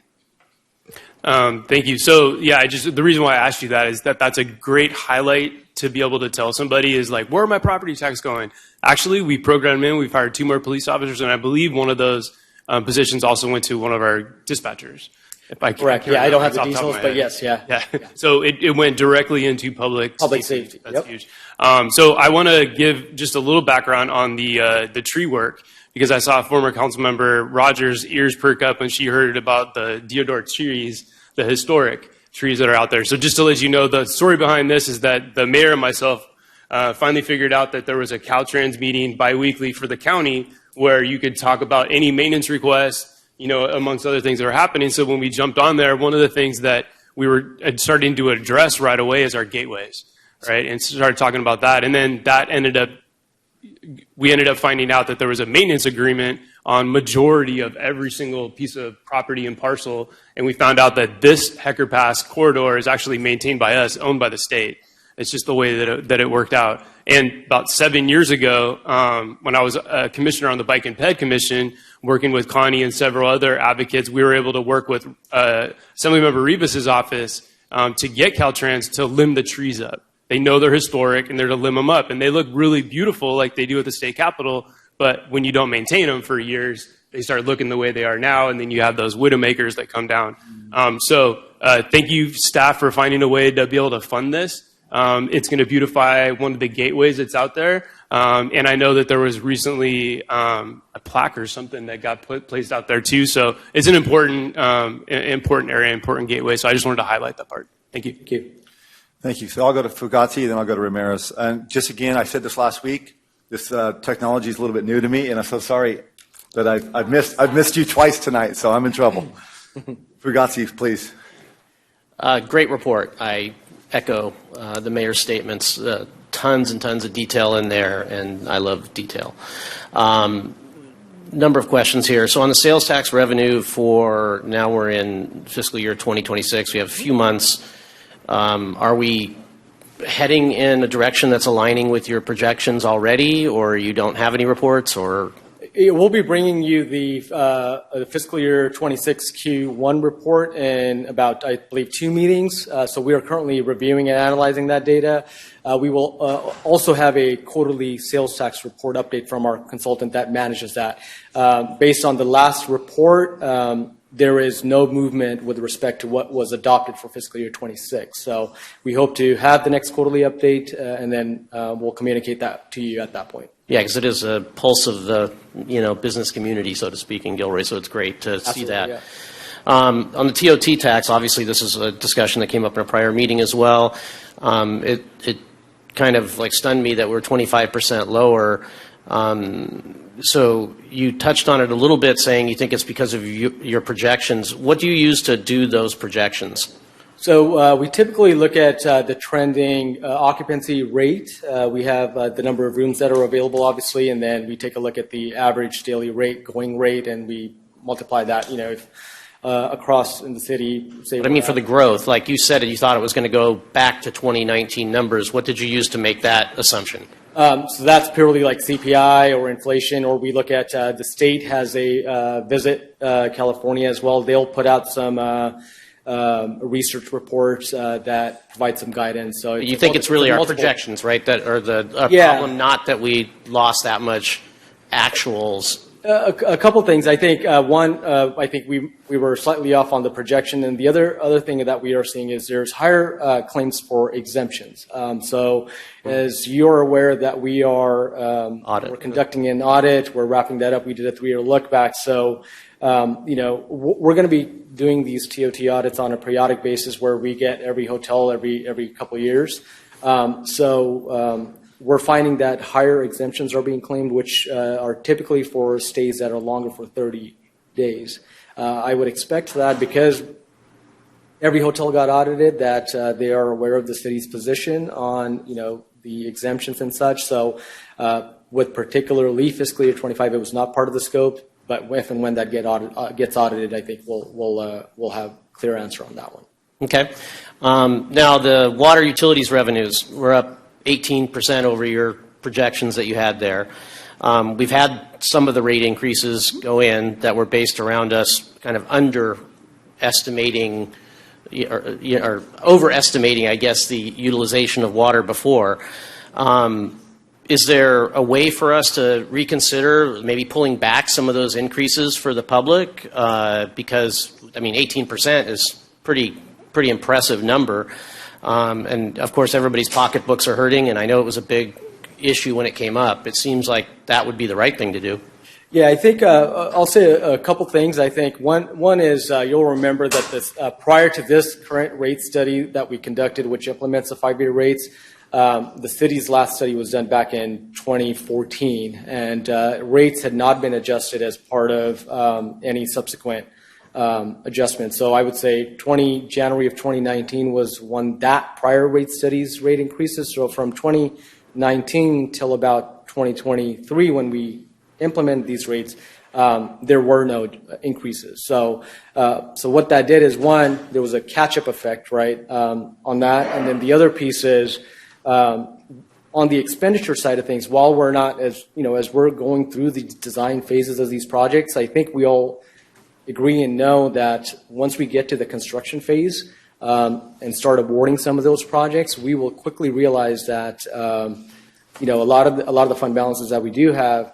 will get committed through those construction projects. What preemptively I'd not like to do is say we forego and then have to go back and conduct another rate study, which will subsequently increase the utility rates for the ratepayers, right? So I think we have about another year and a half left, 2 years of the rate studies. What I'm hopeful for is we're able to move quickly within the CIP program and get these construction projects awarded. So that way, when in time for the next rate study, we would take that into consideration to say, all right, this is what we're actually seeing. This is how much we're going to spend. And then whether it warrants no rate increases for a year, 2 years, or a much, much smaller rate increase in the next cycle, I think that's the lens that I would say the council should look at. So the fact is, if we don't spend that money in those projects, or the anticipation doesn't come true, our residents paid money into that with that anticipation, they generally overpaid. I think it's, again, from a timing perspective, right? It's just the projects are still on the books. If we were not moving forward with the projects, I would totally be in line with a recommendation to say, hey, we're no longer going to move forward with these projects. Therefore, it warrants, Are rebates ever possible? they're possible, but I would probably say is from an implementation perspective, I think it'd be better to forego any future increases for a period of time, because that's much easier to implement as opposed to processing rebates and such, because you have folks that have moved out and all that good stuff. And so these capital expenditures that didn't happen in water and sewer, they didn't happen because we just didn't get to them in time or what have you, they're just pushing out? Yeah, I think it's probably they're just at different phases. So most of them are in the design phase, as you recently awarded a contract as well for our utilities department. And then second is, as you know, we stood up a utilities department for this very specific reason, is to start getting that CIP done. You were introduced to our engineer that was just brought on. We overestimated our capability. I get all of that. So from a resource standpoint, I think that's been a challenge as well in order to get somebody in and take on these projects. Okay, that's it. Thank you. Thank you. Councilmember Ramirez. Thank you. And so I very much appreciate how you make this very understandable to the lay person like myself. But I do have a couple of questions. How much, when you go back to the general fund, how much of that is saved on personnel because positions have not yet been filled? Open positions not filled? Yeah, roughly about 60% comes from directly from personnel savings. And then the other is a combination of either materials or services we just underspent, or certain capital projects that we decided either came in under budget or they were not pursued, like the parks that we had.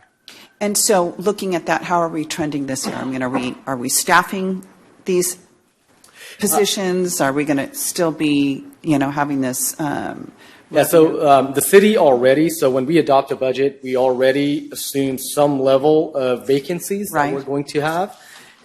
So the actual realized savings are above and beyond that. So I'll give you an example is, when we adopted the budget, we look at historical trends, say, for the past 5 years, we've, from an actual basis, it's been about 10% or 12%. We will make that assumption in the future budget development. If and anything above and beyond is related to, again, change in benefits and all these other related items. So the adopted budget already includes that. Whether we're tracking that, it's too early to tell. Like I said, when we bring forward the Q1 report, we can share that information with you. Okay, and when, and I ask this because it's a grant-funded project, the Lions Creek Trail grant-funded, correct? So are we going to get that done within the parameters of the grant? I believe so, yeah. So it is currently been reappropriated as part of the budget development process in fiscal year 26. So we are moving forward with that. Okay. Yeah, and that was one of the federal ones we got from Zoe Lofgren's office, and it does have a pretty far out year. Okay, perfect. And then, I know you don't have a glass ball. I realize that. But looking at some of the trends and some of the actuals from this year, especially in the areas, and I know Councilmember Fugazi talked about the sales tax and the TOT, but, I would say another factor, if you will, would have been the economy and people with less discretionary funding, and so they're not buying as much and they're not staying at hotels and things like that. Do you see that? Is that an area of concern for you in terms of, we might not hit the mark on what we have projected for revenue in that area? Sure. And I think we're now transitioning into the current fiscal year and what we're looking into the pipeline. Again, we can have a robust discussion about this with the next quarterly report, as I'll have more information. But if you recall, as part of the budget development process, we were very conservative with our estimates and budgets for fiscal year 26 and 27 with respect to sales tax, because we were seeing these trends in the prior fiscal year. So we were very conservative on the sales tax. Our hope is things will be more upbeat in the future sales tax, and it's not a decline, right? So city sales tax coming out of the COVID era actually peaked at about $23 million. As you saw tonight, for fiscal year 25, it's at $20 million. And our budget for 26 is $20.4 million. Okay. So we're not anticipating any increases. We didn't budget for those. So our hope is that things will hopefully stabilize in terms of what we've projected. Okay. And then some of these things have been carried forward from years past. Like, do things, when they get carried forward, are they addressed that year? Or are there things that have been carried forward, we're just not doing them? It depends, right? One is if we're asking for it to be carried forward, for example, Ice Center project, right? We anticipated in fiscal year 23 that we're going to move forward. By fiscal year 25, hopefully we'll have the bond proceeds and we'll be on with it. Well, as part of our budget development process, we knew that was not going to occur, so we appropriated for that project to happen in fiscal year 26, 27. So a lot of these projects depends on where they are on the various stages, phases of the project's life. Is the reason why we end up coming back and say, okay, this project was budgeted to be construction to be awarded. It did not materialize, so now we want to make sure we have the budget to actually award the contract. So that's the primary reason. If there is a initiative that was budgeted that is no longer feasible, we will not ask for those appropriations again. An example that you saw was the energy conservation project. There was grant opportunity available for us to retrofit some of the energy components in our city facilities. Very soon after we adopted the budget, we learned that reimbursement's not available. So if we had to make that project feasible, we would have had to identify, and that was the $2.5 million project. So, I think those are some of the examples. So we just say, okay, if it's not happening, it's not happening. Okay. That's it. Thank you. We'll go to public comment, please. I have no speakers. All right. Any further questions for Harjo? Okay, I'll entertain a motion. Sure, go ahead. I'm sorry.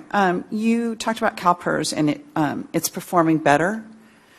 Yes, CalPERS for fiscal year 25, again, their target rate of return on investments is 6.8%, and they reported 11.6% preliminary results for fiscal year 25. And then that 25%, that is something that has already been voted on in terms of that's what we set aside. Correct. And I think I made a mention in the staff report is when we, at a future quarterly budget report, we're actually going to evaluate what this does to the city's UAL payment. Because when we adopted the budget, we were anticipating $115 million UAL, and our future year payments were based on that. Well, if that drops to $101 million, that should lower our UAL payment. And then we'll be doing that comprehensive analysis to bring that back to you and let you know what that impact is. To determine whether it's the 25% or drop down to 15%. And then the 25% that we're setting aside, if you recall, as part of the budget development process, we made some assumptions that over the next couple years, we stick to that policy, keep putting money in. Hopefully it outperforms CalPERS as it has been. We'll be in a position to start leveraging that trust to actually offset some of the UL payments to bite off some of those peaks. So given this update to the CalPERS returns, I think we'll be able to forecast that out. And I would think it would likely, I think the adopted budget assumed by fiscal year 29, we would be able to leverage the trust. It might be sooner than that. Okay, given this update. All right, I'll get back to you. I'll entertain a motion. Bear with me, this is a long one. Receive preliminary fiscal year 2024-2025 year-end financial report. Second is to approve the pension and other post-employment benefits, Section 115 trust contributions pursuant to the council adopted policy. And finally, number 3, adopt a budget amendment resolution. So moved. Second. I have a motion by Council Member Klein and a second by Council Member Fugazi. Roll call, please. Councilmember Bracco? Yes. Councilmember Klein? Yes. Councilmember Fugazi? Yes. Councilmember Hilton? Aye. Councilmember Marks? Yes. Councilmember Ramirez? Yes. Mayor Bozo? Yes, motion passes 7-0. So before we go on to 7.2, we're going to take a 10-minute break. So we'll see you all back here in 10 minutes. Thank you.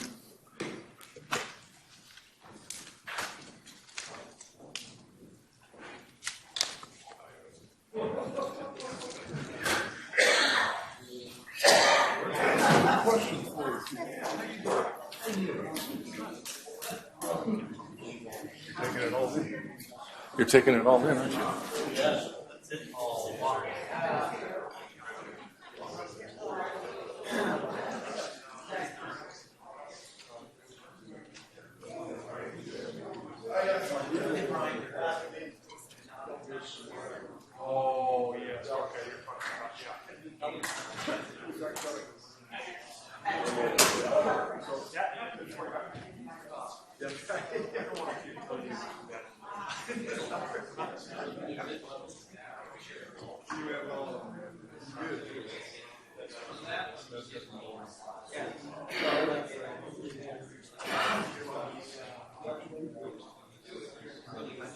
It's the 20th.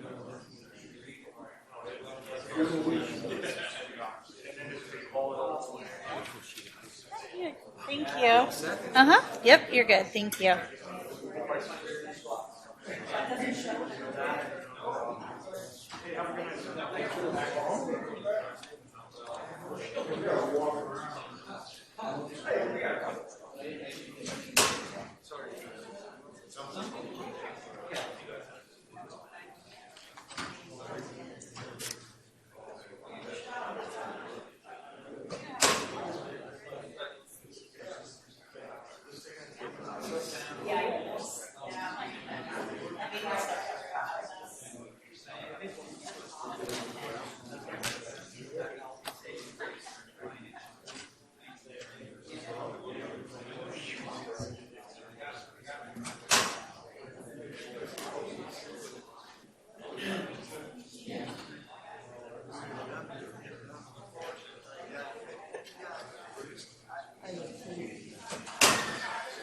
Ron, how you doing, sir? Good, good. What the hat? No, my gal's going to get my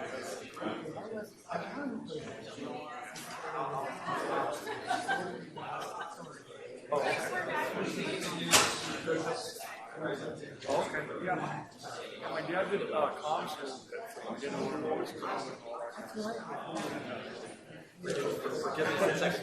yeah. He said after a while it was easy to learn. Once you got it, you got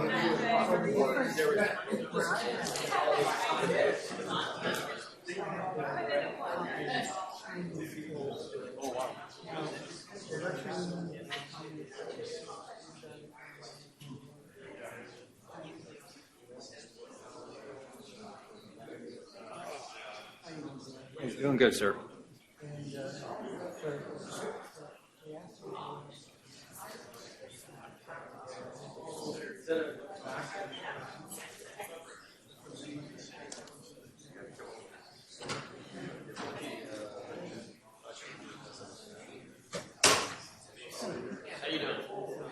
Long meeting.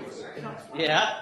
I was kind of surprised. I saw on television about City of Monterey. They talked about police and fire department combined 25%. We're above that here, aren't we, Gilroy? Sure. I couldn't tell you why theirs is 25%. Because it costs a lot more to live in Monterey than Yeah, it but does there's here. also all kinds of other revenue generation that they have that we don't have.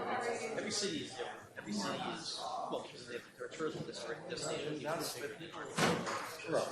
And then you have also county sheriff that comes in certain areas. And we have county sheriffs running around in Gilroy. Like, when you go to, I do it all the time. When I'm detailing something, like, what's a city like us? How is it different from us? Because you can't make the apples to apples comparison just by looking at it. You have to really understand. I get why he doesn't want us to ask questions, because it kind of holds things No, up. it's not because of that. It's just that is the process for all. See, if I have concerns, how do I bring like, I would like to know how many people actually live in Gilroy, because there's so many houses that they charge $1,200 $1,200 a piece for one bedroom. But see, they're not actually on Gilroy's radar, City of Gilroy's radar, are they? Well, your population is determined by the census. That's what it says. Yeah, but see, these people that are, I hate to say it, undocumented, living below the radar. So, but they're still causing. Well, I mean, they're not going to fill out census papers, I don't think. Well, as a matter of fact, the last census, I didn't get a form. Well, because during COVID. So COVID is still in this. Heck, I sit next to Ron all these years, I've always, census has always showed up my mailbox. Wow. In the last one, nothing. I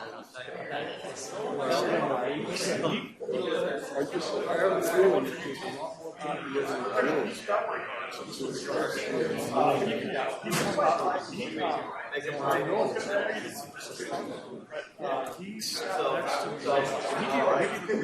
I saw you. He's telling me that it's illegal what to do.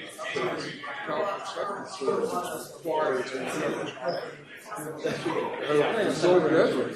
He's very respectful. It's like that. Absolutely.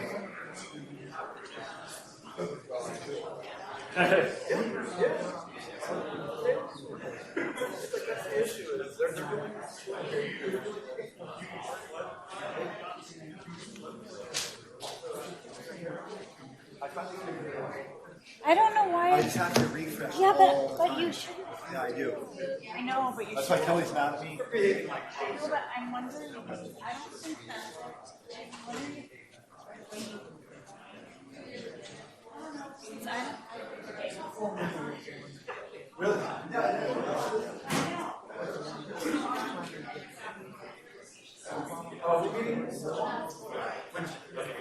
yeah, that's when I went up. I just refreshed it. And I was like, but if you shouldn't have to. No, that's the problem. The other thing you have to remind people that, and I think I get it, you have to remind people, some people don't take it long. Yeah. So, You got a diet. Yeah, I'll remind them. I like it. I just have to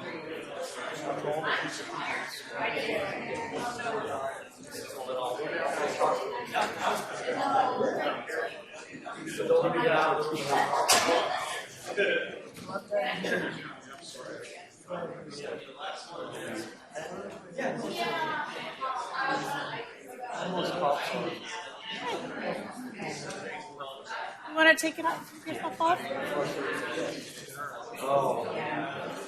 Okay, you got it. You're welcome.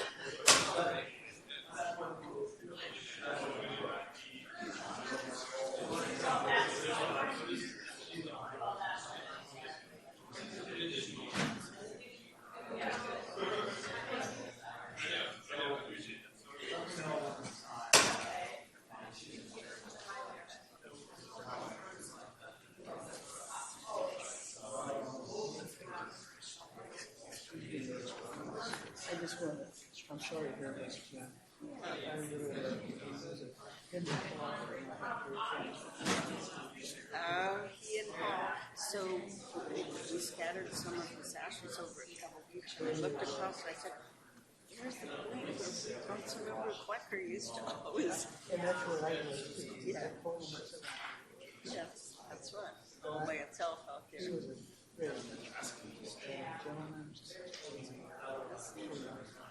Yeah, I do.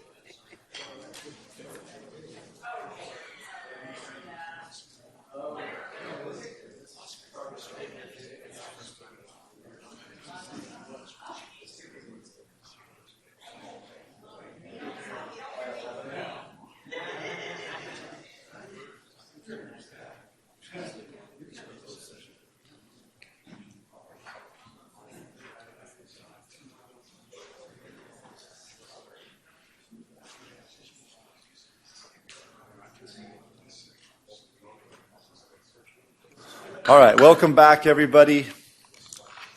I've decided to make one small change. So as you know, earlier in the meeting, I did mention that we would be eliminating one of the items from the agenda, 7.3, that was been pulled. So, but I am going to switch the last two items on the agenda.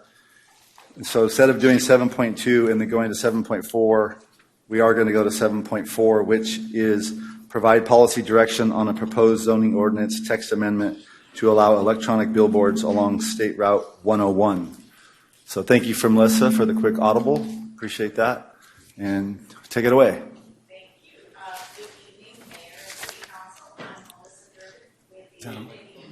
Mike. Good evening, Mayor and City Council. I'm Melissa Durkin with the Community Development Department, and I will be presenting this item on behalf of staff this evening. Staff is here with a request for policy direction on a proposed zoning ordinance text amendment.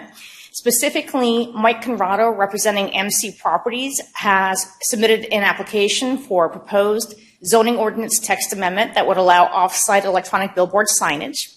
The city currently prohibits off-site advertising signs, including electronic billboards. So this is a major policy change for the city. And we are here this evening asking you for policy direction. So specifically, we would like some guidance. We want to know what you want to do with this ordinance, whether you would want to go forward with it or not. If you do want to go forward, we want you to know what additional information you need us to bring back to you so that you can make an informed decision. And specifically, we'd like to know what concerns you have and what interests you have. So just a little summary on the existing ordinance. Currently, the zoning ordinance prohibits electronic billboard signs. It also restricts freeway-oriented signs and automobile dealership signs in terms of location, height, and size limits. And it prohibits signs that utilize scrolling or moving text or images. So to allow a billboard sign ordinance to go forward, all those zoning ordinance amendment sections would need to be amended, and also the City Council would need to adopt a new section regulating billboard signs. Now, there was a prior zoning ordinance text amendment request under zoning ordinance application Z1804, and that was a prior electronic billboard text amendment that contained the same language that the applicant is currently proposing. The Planning Commission considered that item on February 2nd, 2023. There were strong opinions on both sides. Supporters believed that the electronic billboard signs could provide a significant source of revenue to the city and city businesses. Opponents opposed the sign mostly due to the potential aesthetic impacts of the sign. And because of these strong opinions, the Planning Commission denied the text amendment on a vote of 4-3. The applicant appealed to the City Council, and the City Council considered this item on March 20th, 2023, and also denied the text amendment on a vote of 4-3. The issues that were raised at the council meeting were substantially the same as the issues raised at the Planning Commission hearing. As part of the City Council's deliberations, the council did adopt an initial study mitigated negative declaration for this item. Let me start this again, sorry. Here we go. I do need to make a correction here. I have discussed this issue with the city attorney, and the city attorney said that if the City Council plans to move forward with considering a zoning ordinance text amendment, the Planning Commission and City Council would need to consider the initial study mitigated negative declaration again as part of that process, and would need to, if they chose to move forward with approving a ordinance amendment, they would need to readopt a mitigated negative declaration. So as part of any future process, staff would review the CEQA document that's been prepared, and we would determine whether it's still appropriate and make any potential changes if they're needed. We would make any changes. One of the primary issues we need to consider in looking at any zoning ordinance text amendment is whether the amendment is consistent with general plan policies. The general plan does not directly address digital media, but there are some policies that encourage signs for freeway commercial uses, such as at the outlet mall and auto dealerships, as long as the signage has minimal negative impacts on the visual environment. And also, there are policies that relate to light pollution and that encourage measures that limit light pollution. So any zoning ordinance amendment would need to create design standards that minimize impacts from sign clutter and light pollution that would be consistent with these general plan policies. So the current text amendment proposal that the applicant has submitted is the same language as was considered through zone change application Z1804. And that language was developed through a lengthy process that included staff analysis, direction from the City Council, as well as public input. And the ordinance, as proposed, addresses a number of general issues, including the number of signs allowed, sign height, sign area, sign location, benefits of the sign to the city and Gilroy businesses, as well as advertising of non-Gilroy businesses. So I'm going to go through, there were 10 issues that were the primary issues that the Planning Commission and City Council deliberated on. And I'm going to summarize these issues because this will get you up to speed on where the ordinance is today and why the Commission and Council gave us the direction that they gave us at that time.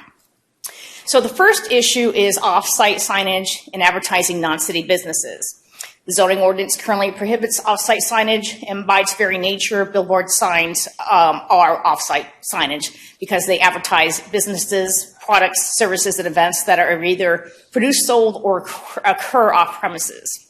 So again, this is a significant policy change. Electronic billboard advertisements also have the potential to either help or detract from Gilroy businesses. This includes that they advertise national brands and regional events that may not occur in Gilroy.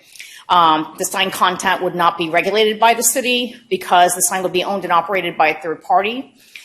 The signage could provide competition for Gilroy businesses, but on the other hand, it could also attract new customers to Gilroy businesses that offer complementary services. It could benefit Gilroy businesses that advertise on the sign by reaching a larger potential customer base, and national brand advertisements could benefit Gilroy franchises that sell those products or services. The next issue that the Commission and Council considered was substantial light. This was one of the primary concerns from people who commented in opposition to the proposed text amendment. We received comments both at the public hearing and through the CEQA process. The concerns expressed were that electronic billboards would create a new source of substantial light, that they would harm wildlife, and that they could potentially interfere with the work of Lick Observatory at Mount Hamilton. The initial study mitigated negative declaration analyzed these issues and determined that there would not be a significant impact in these areas because the billboard signs would be in an urbanized area and the light levels emitted would be similar to light levels currently emitted for commercial uses that already exist in Gilroy along State Route 101. The initial study mitigated negative declaration determined that there would not be a substantial impact on wildlife with incorporated mitigation measures. And the electronic billboards permitted in accordance with the proposed text would not impact Lick Observatory on Mount Hamilton because the signage as proposed would have a maximum light output level of 0.3 foot candles at 250 feet from the billboard above ambient conditions. And so at that lighting level, light cast beyond 250 feet would not register on a light meter. And since Lick Observatory is 25 miles from Gilroy, its operations would not be impacted by electronic billboards in Gilroy. So in addition to that, the applicant has submitted a sign brightness survey and a photometric review of potential signs. That is included in your packet under the correspondence from the applicant. And that determined that the photometric review found that the existing monument signs emit as much, if not more, light to the surrounding areas than the proposed electronic billboard signs. The next issue that was reviewed was public property versus private property. Should this ordinance go forward, the council would need to determine whether electronic billboard signs should be located on public property only, private property only, or both. The benefits of locating the signage on private property are that the signs could be located where they have the most visibility and where drivers can safely exit the freeway if there are any to access any businesses that are advertised in Gilroy. The benefits of having the signs on public property would be, as long as it was on city property, that the city would have more control of the sign content and that the city could obtain competitive proposals from interested sign companies. Now, one thing I do want to point out is that it is unclear if the city owns any properties that would comply with proposed location restrictions, which are that the property would have to have a land use designation of general services commercial or city gateway district, would have to be within 660 feet of State Route 101 and at least 500 feet from residential and hotel uses. I was not able to find any property that met that, a city-owned property that met those requirements. So this is something, if the council is interested in having staff research this further, we could look at maybe other land use considerations that could allow signs on public property if that's what the council wants to do. The current draft ordinance does allow signs on both public and private property. The next issue was a city agreement. The proposed ordinance does require that the owner and or operator would enter into an agreement with the city. That would either be a development agreement or an operating agreement, and that would set forth provisions including required fees, revenues, and terms of operation. If the council decides to proceed with an ordinance allowing electronic billboards, city staff will research current best practices for these agreements and bring that back to you. The next issue is compliance hearings. The proposed ordinance requires compliance hearings to ensure that the sign operates in accordance with the city agreement. Next is maximum number of electronic billboards. The proposed ordinance would allow a maximum of 2 electronic billboard signs, but the council could decide that a different number. The sign location, a lot of this is restricted by Caltrans. So Caltrans requires that the signage be located in either a commercial or industrial area and 500 feet from residential uses, and there are other restrictions as well. So there may be some opportunity to modify the current sign location proposal, but we would need to verify what Caltrans allows as well in coming up with any alternate decisions. And right now, it is proposed for properties, again, as I mentioned before, with land use designation of general services, commercial, or city gateway district. And that is primarily comprised of the regional serving commercial uses along the freeway, generally between Luchessa Avenue and Cohansey Avenue. The next issue is distance between signs. The current proposed ordinance would require a minimum distance of 1.5 miles between signs, and that is the approximate distance between the Leasley Road exit and the 10th Street exit. And it's reasonable if 2 signs are permitted. If the council wanted to allow 3 signs, for example, a shorter distance would be recommended. Sign height and sign area. The proposed ordinance has a maximum height of 75 feet above grade, and that was to be consistent with the sign height of the 2 signs in the Gilroy Crossing Shopping Center. And there's a maximum sign area of 672 square feet, which is based on industry standards of 48 feet wide by 14 feet tall. Of course, the city council could alter, if you desire a different height or different sign area, you could also make a change there. And then finally, this is just advertising spots. This is just to explain how these signs work. Billboard signs have two faces, two sides, and each side of the sign has 8 advertisement spots loaded on. So the way it works is that each advertisement would display a static sign for 8 seconds. After 8 seconds, the sign would switch to the next advertisement in the loop. And once all 8 advertisements have been displayed, the cycle would start over. So the entire 8-sign loop takes 64 seconds, and then it repeats.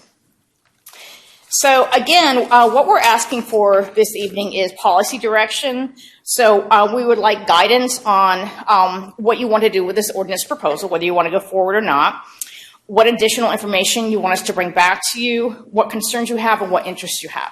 And I can answer any questions you have. All right, well, thank you very much.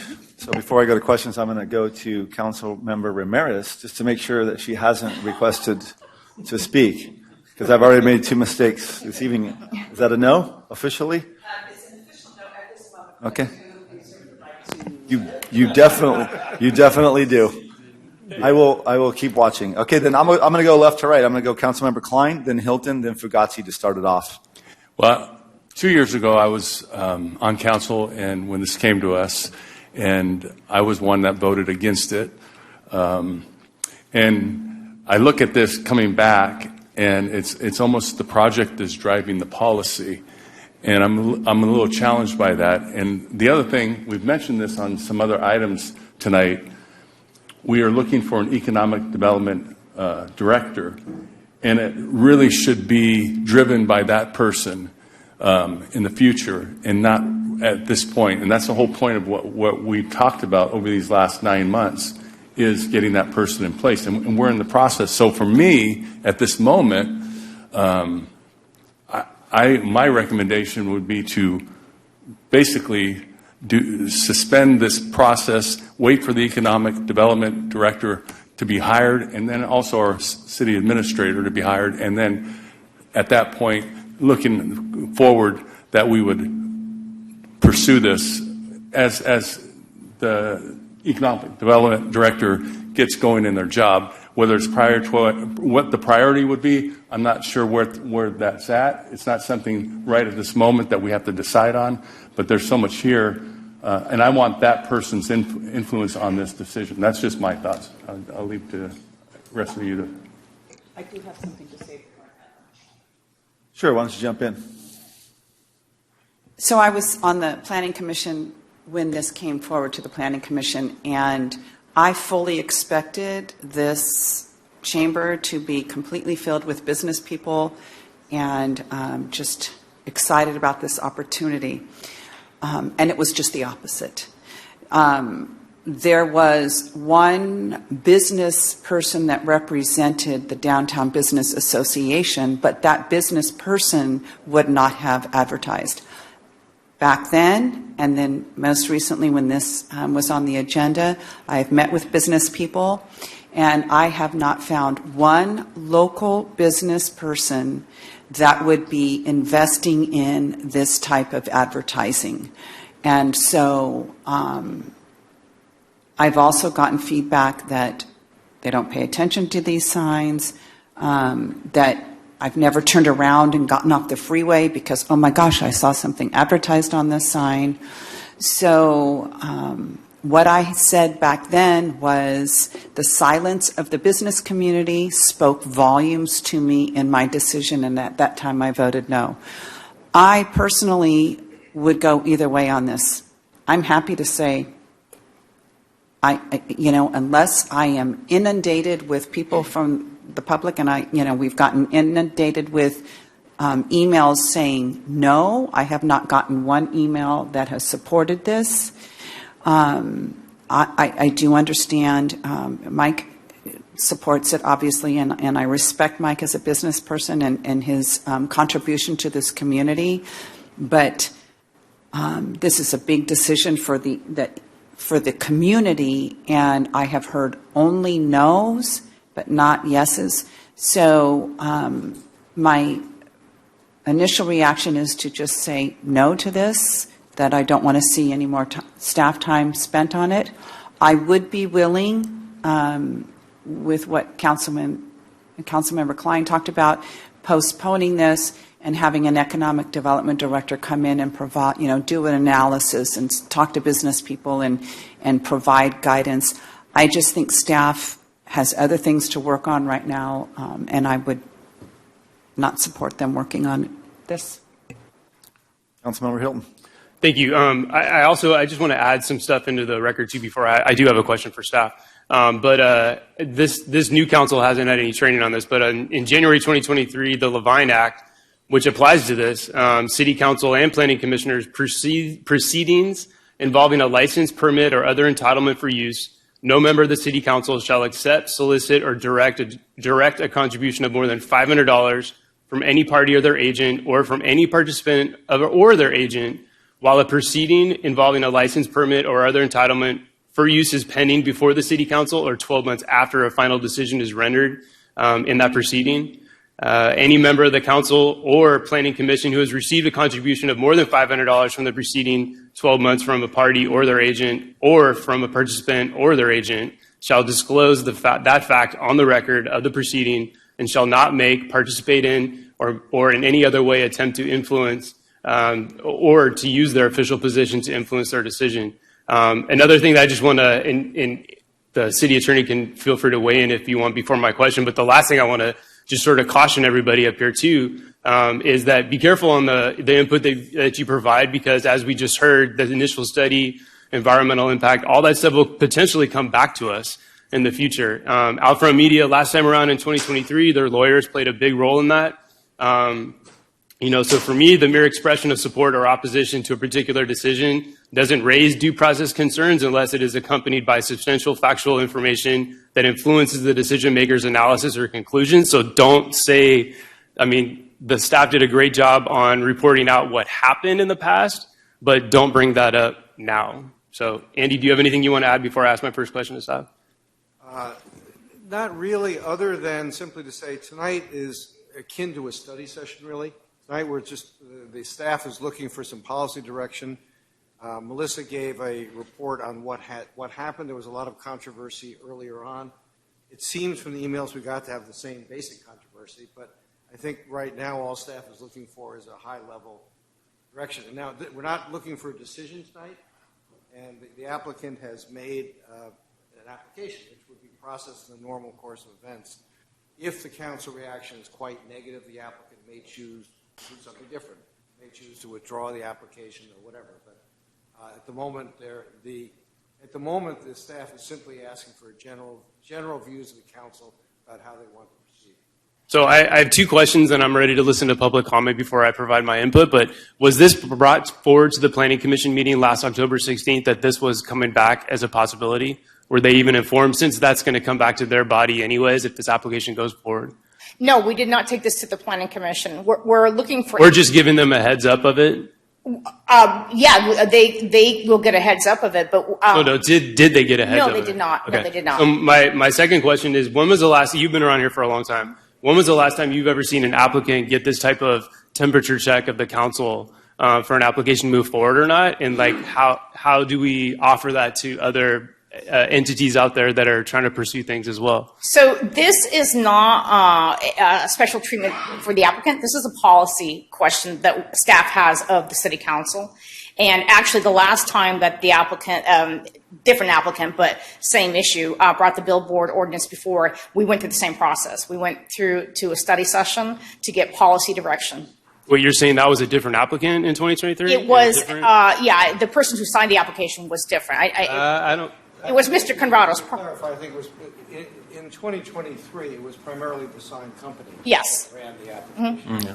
And Mayor, may I? Yeah, please. In response to this, I do want to indicate for the record that in other cities I've worked with, staff has taken the initiative to bring an item forward for policy direction before actually processing the application for, and I'm repeating what you said, for the purpose of trying to simplify the process, because if the council says going out of the door, a majority, that we're not interested in pursuing billboards in the city, then it's up to they've gotten the word, it's up to them. They have a legal right to process the application, but they've gotten the sense. I have done that in other communities. So my only counter to that is that the sense doesn't lie here. It lies in the Planning Commission, right?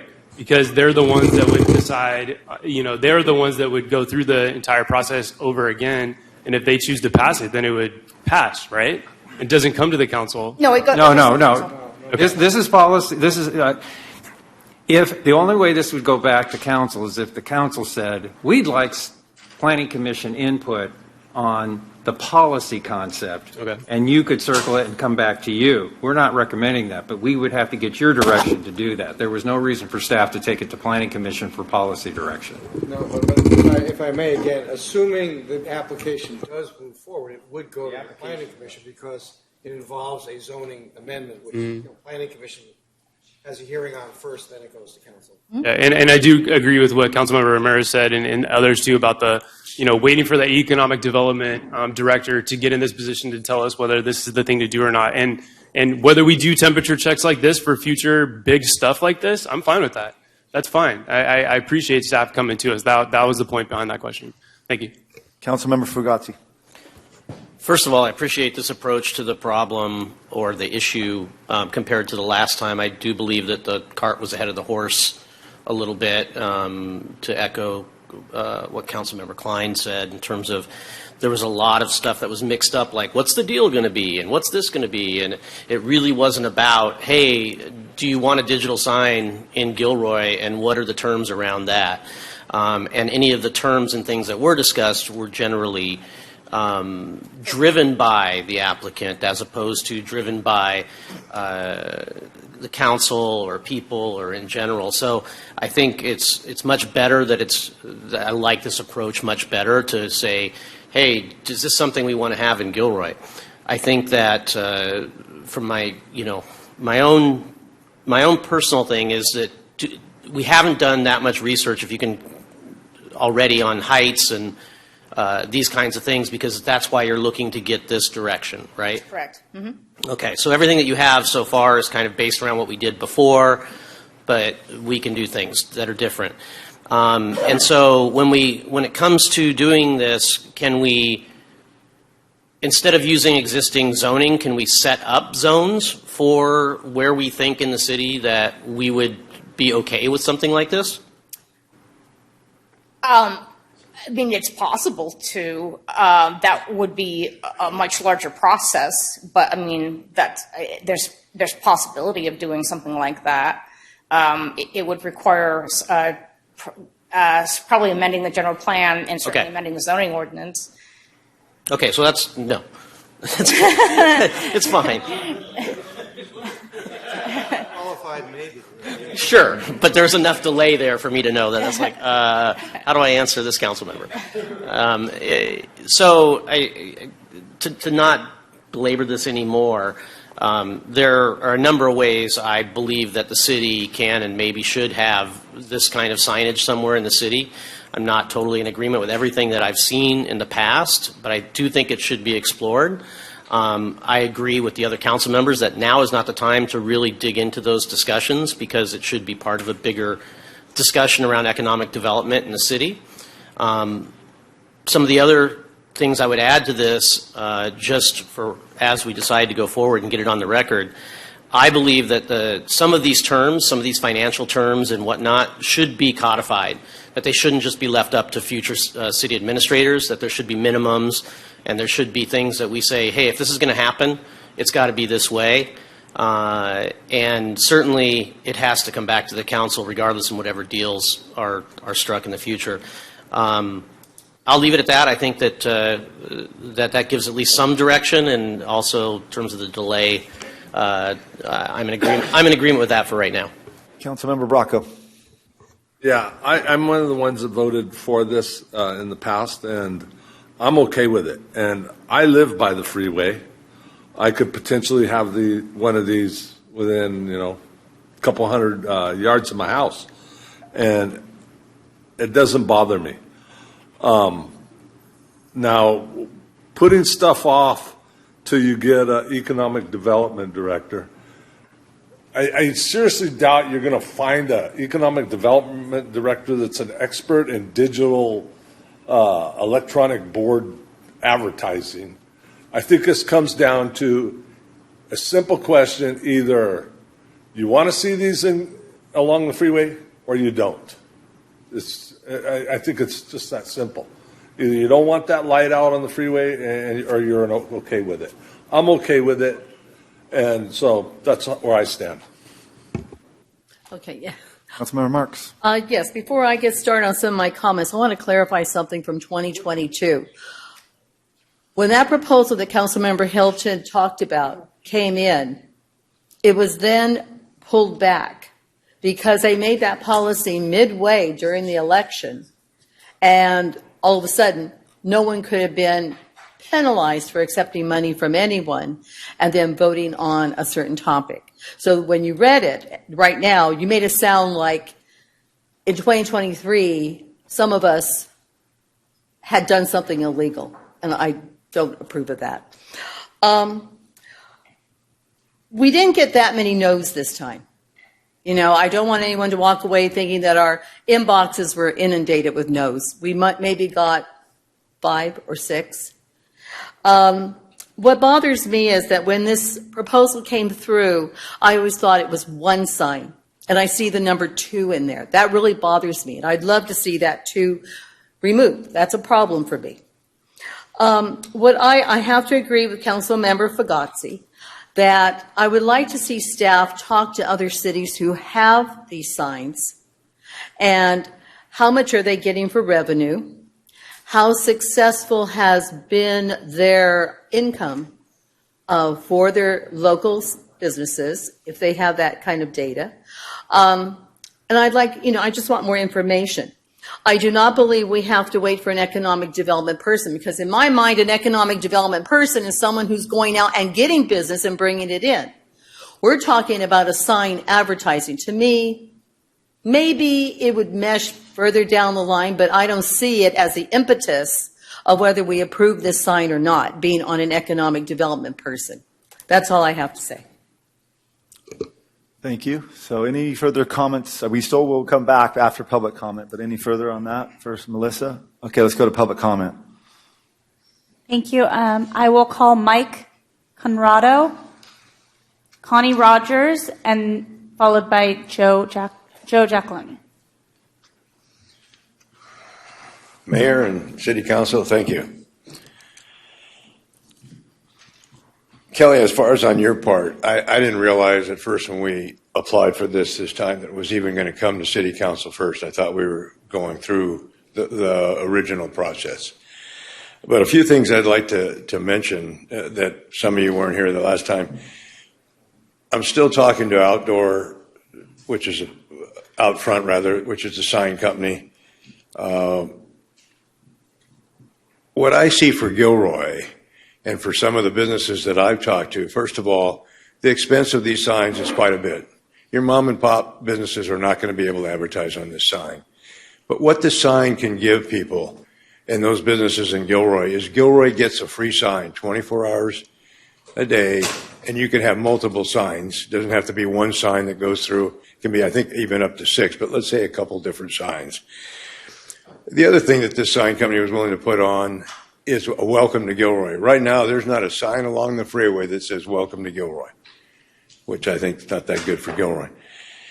The free sign in Gilroy will bring in revenue on the company that I was working with. I mean, there's a lot of different companies out there. 15% of the revenue, the free sign, those two added up would yield a little bit over $100,000 a year for the actual city. There's no cost for the city to put the sign up. No cost for putting welcome to Gilroy on there. The sign is highly regulated with the state. There can't be porn or tobacco or a lot of other things. Politics can't be on there. The free sign for Gilroy cannot advertise any businesses, but it can advertise all the local events. The Thursday Night Live, the Tamale Festival, other festivals, car shows, all which can introduce people. If you're familiar with the area out there, it's bumper to bumper in the afternoon. And if you're a small Gilroy business, and whoever put like Thursday Night Live together, I thought was a fantastic idea. But this sign can bring people in from Salinas and Hollister and some of these other people that are relatively local to come over. And that's a big deal with small business. Some of you have been in business. You realize that before you make a dime, you have to yield your fixed expense and your variable at the time. That's why we have some openings in downtown Gilroy. I mean, it's hard. Business is not easy, as most of you realize. This is an opportunity to introduce out-of-town people to the city. We advertise as a city in that GMH Today magazine, and I'm sure most of you have seen it. You know, what's going on in Gilroy, visit Gilroy, which is an excellent advertisement, by the way. That can be put on the sign. The magazine hits just the local people. This is people that are driving by, could be from the Bay Area. You know, we have a number of areas right here. You got the wineries, golf. Obviously, we have a lot of motel rooms and restaurants and even the outlets, which are still providing some revenue. This is an excellent way to introduce to these out-of-town people. You know, we all think everybody knows what Gilroy is. I have to admit, I didn't realize how big the Wine Association was here. There's like 32 people on there. They're advertising, if they each chipped in $20 a week, that association could advertise on this sign. A sign that was similar to... Mike, sorry, Mike, the bell rang a few moments ago. You went past your time already, so sorry. Oh, I didn't know I had a time frame. Yeah, it's 3 minutes, yeah, for everybody. Got it. Okay. Okay, thank you. The car dealers are for this, by the way, and a lot of the other people. Thank you. Thank you. Good job, Mike.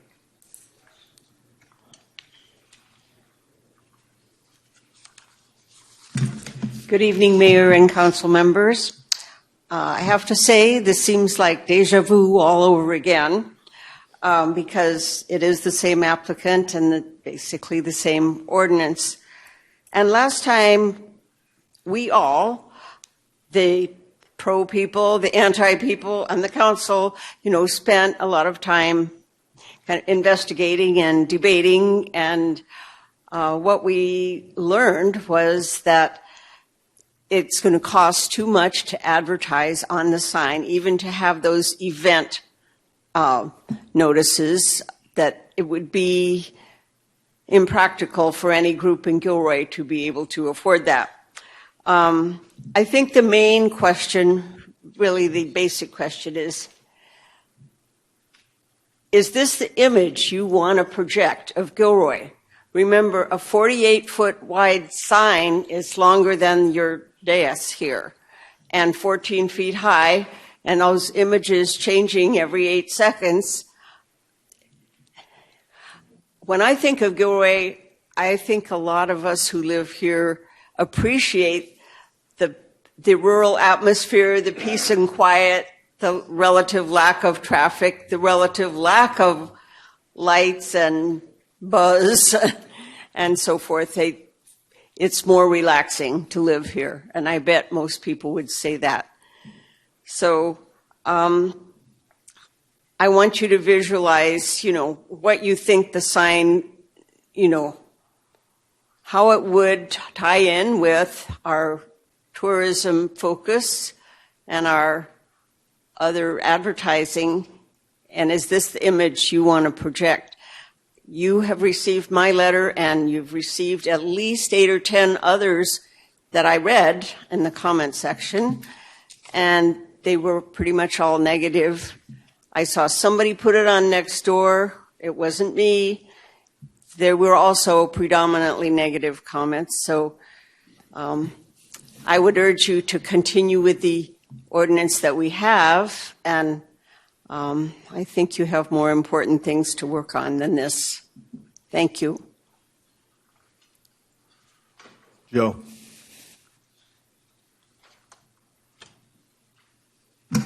Hello, Mayor and council members. My name is Joe Giacalone. I'm Mike Conrado's neighbor along Automall. My address is 6300 Automall Boulevard. So I am an owner that is here to support Mike Conrado, and I commend the man for doing this.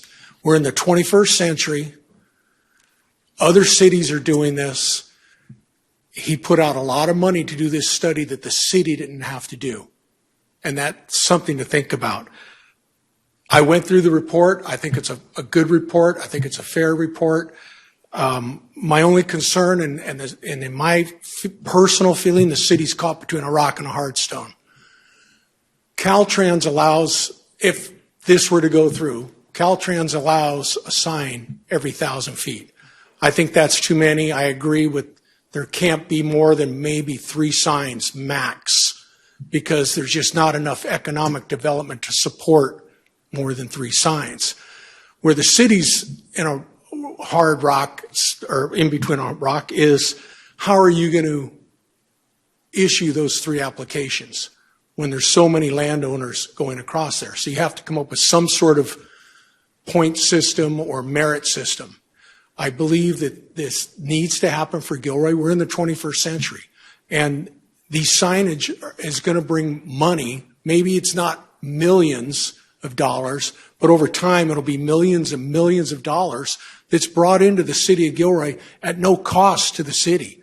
Once the sign's installed, the city doesn't maintain it. The city has no worries at all. It's up to the sign companies.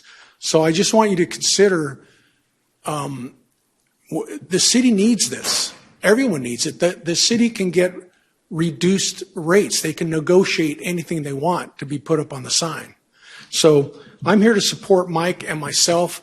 My only concern is the distance, and I know that that can be worked out down the road, because you guys have a hard hill ahead of you to figure out how to allow the permits once we get to that point. And I'm confident that you guys will get to that point, because we're there. And people need to get off the freeway to come into the city of Gilroy, and that's what this comes down to, is getting people off the freeway. And I agree with Mike. I see it every day. Everybody in this room sees the stopped traffic on 101, where those people can be seeing things. People can see an abducted child, a wife or a husband, someone that's in trouble. They can put their picture up on the freeway, all the way down to Paso Robles, all the way up to Crescent City, on these signs. That we don't have that right now. So I am an owner, and I'm here to support it. And the fact that no other owners showed up that want these signs, that's their headache, not mine. Thank you. Thank you. Thank you. Ron Kirkish, followed by George Rentz, then Greg Bum, Thank and Michelle you. Carlin. Thank you, Mike, and thank you, Mr. Giacalone. That was excellent. We have to get back, we have to stay up with the times. Other cities are. San Jose, I blasted a email. San Jose approved 2 of them. And in their article, they said it's expected. This is San Jose. This is their planners. This is their people that are saying, we want this sign. It's going to generate $21 million in 20 years. That's pretty good money. I gave the article to Mike. I think Mike might have it on him. The other issue is I've been wanting to make downtown a tourist area like we have in Monterey or New Monterey or Civic Grove.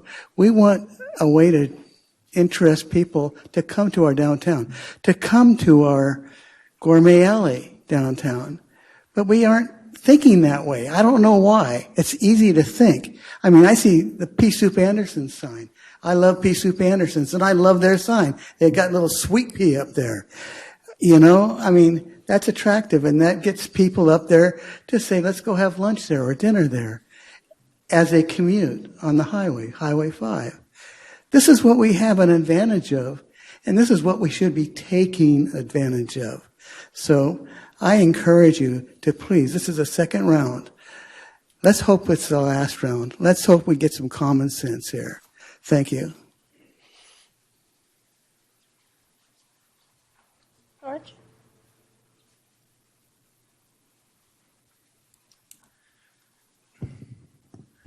Good evening, Mayor, Council. My name is George Renz, and I'm located at 7500 Arroyo Circle. I was born and raised here in Gilroy, and despite my youthful looks, I've been here for 42 years, and that is in business anyway. I'm here tonight to support the proposed zoning ordinance and to allow for electronic billboard signing for the following reasons. Number one, the sign will be used for several reasons, including posting of public messages, including emergency broadcast for missing children, commonly known as Amber Alerts. In my mind, this issue alone is one to consider the signage. Number two, the city will receive a portion of the revenue. This is common for sign companies to do, as Mike mentioned earlier, and I'm sure the income would be welcomed. Number three, the sign, there will be some component of community sign that's included in the deal. So, for example, the festivals and different things that they have downtown, would be posted there at no cost. And as far as I can tell, the downtown and many other areas of town can use some additional activity, and specifically some vacancies get full, which is one of the issues with downtown. Finally, the car dealers, the wineries, and other businesses, I believe, should have an additional way to market their businesses, especially one with something as compelling as 101 frontage, 101 traffic. I believe this could be beneficial to all parties involved. Thank you for your time. Thank you.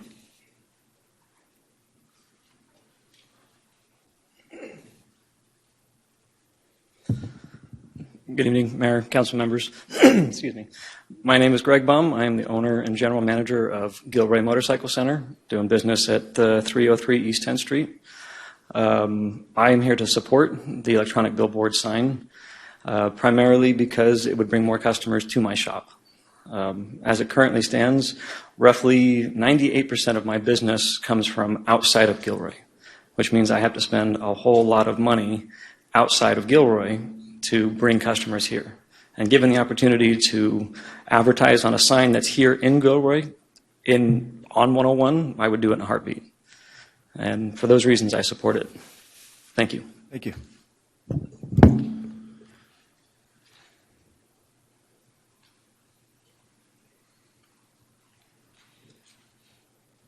Good evening, Council. Michelle Carlin, President and CEO for the Gilroy Chamber. Hello, Mayor, staff, and members of the public.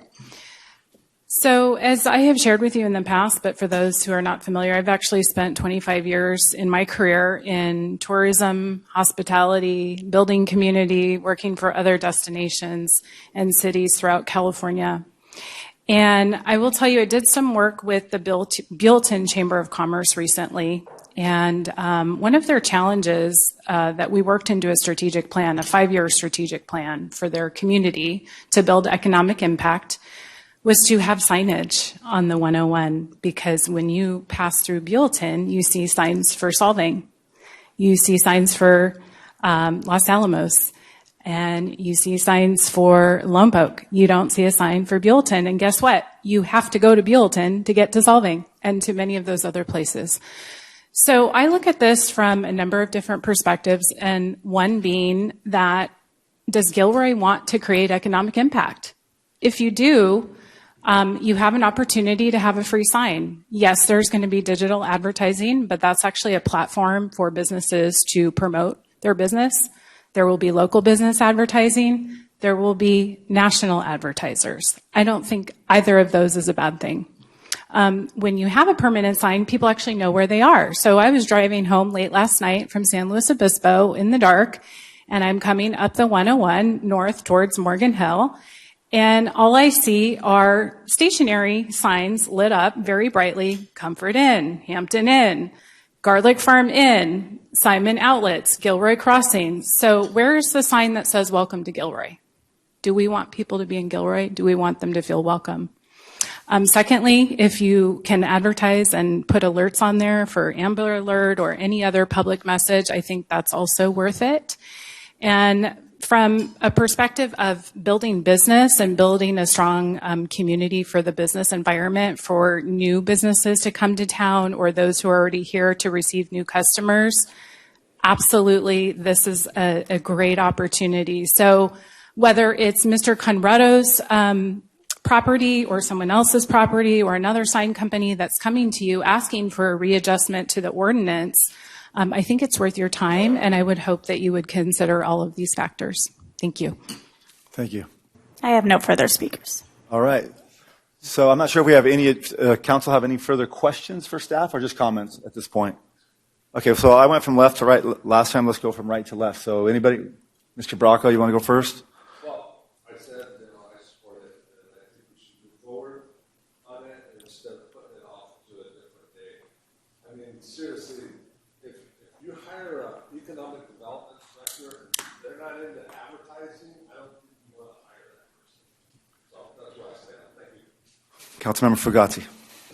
So I have no concern over having a digital sign at all. I think it's actually a good idea, and much respect to Mrs. Rogers and her history with the city and everything. But at least in that corridor through 101, it's no longer a nice, peaceful, quiet little town. It is a crazy area of business and signs and people with their bumper-to-bumper headlights coming down the freeway. So I think that is not a consideration that matters as much as it might have mattered, say, 40 years ago. Ms. Carlin's speaking up here, she very eloquently outlined the positive reasons that we want to do this.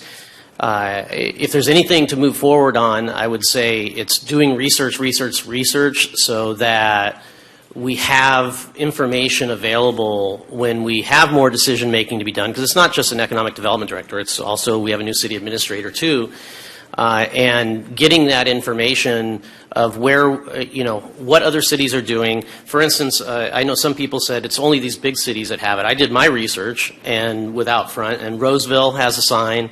Also, Woodland has a sign, and guess what? They're not giant monument signs like the ones that have been proposed to us. They're only 45 feet high, and they're not 650 square feet. They're 450 square feet. So there's lots of options out there for things that we can do for the city, and those cities are very similar to Gilroy in a lot of ways in terms of their size and where they're located. So I think we can do the research and be prepared to take this on when we have that leadership, and we can also set up a situation, and I'd like that new staff leadership to be able to set up how we want to be in the best position to negotiate. And what I mean by that is what places we want to have these.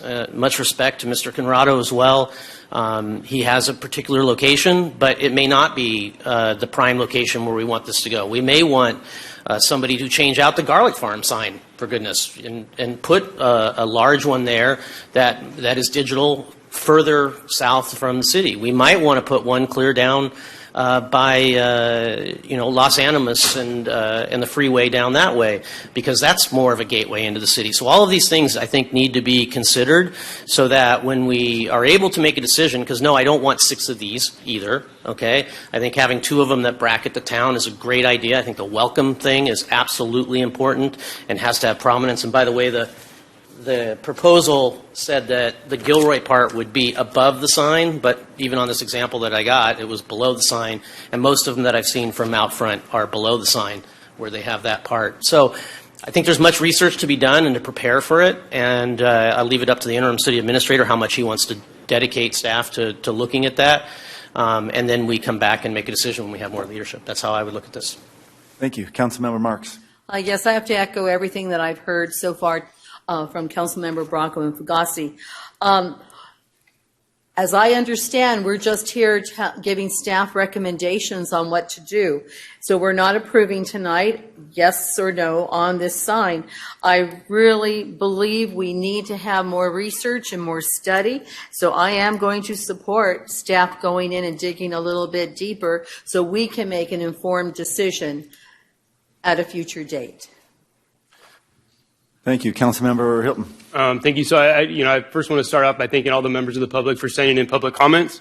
There is still a clear, overwhelming amount of opposition to the sign and support for the denial of the Planning Commission and City Council action that we took back in 2023. I also respect the fact that the applicant is trying this once again. That's their right to do that. I appreciate that.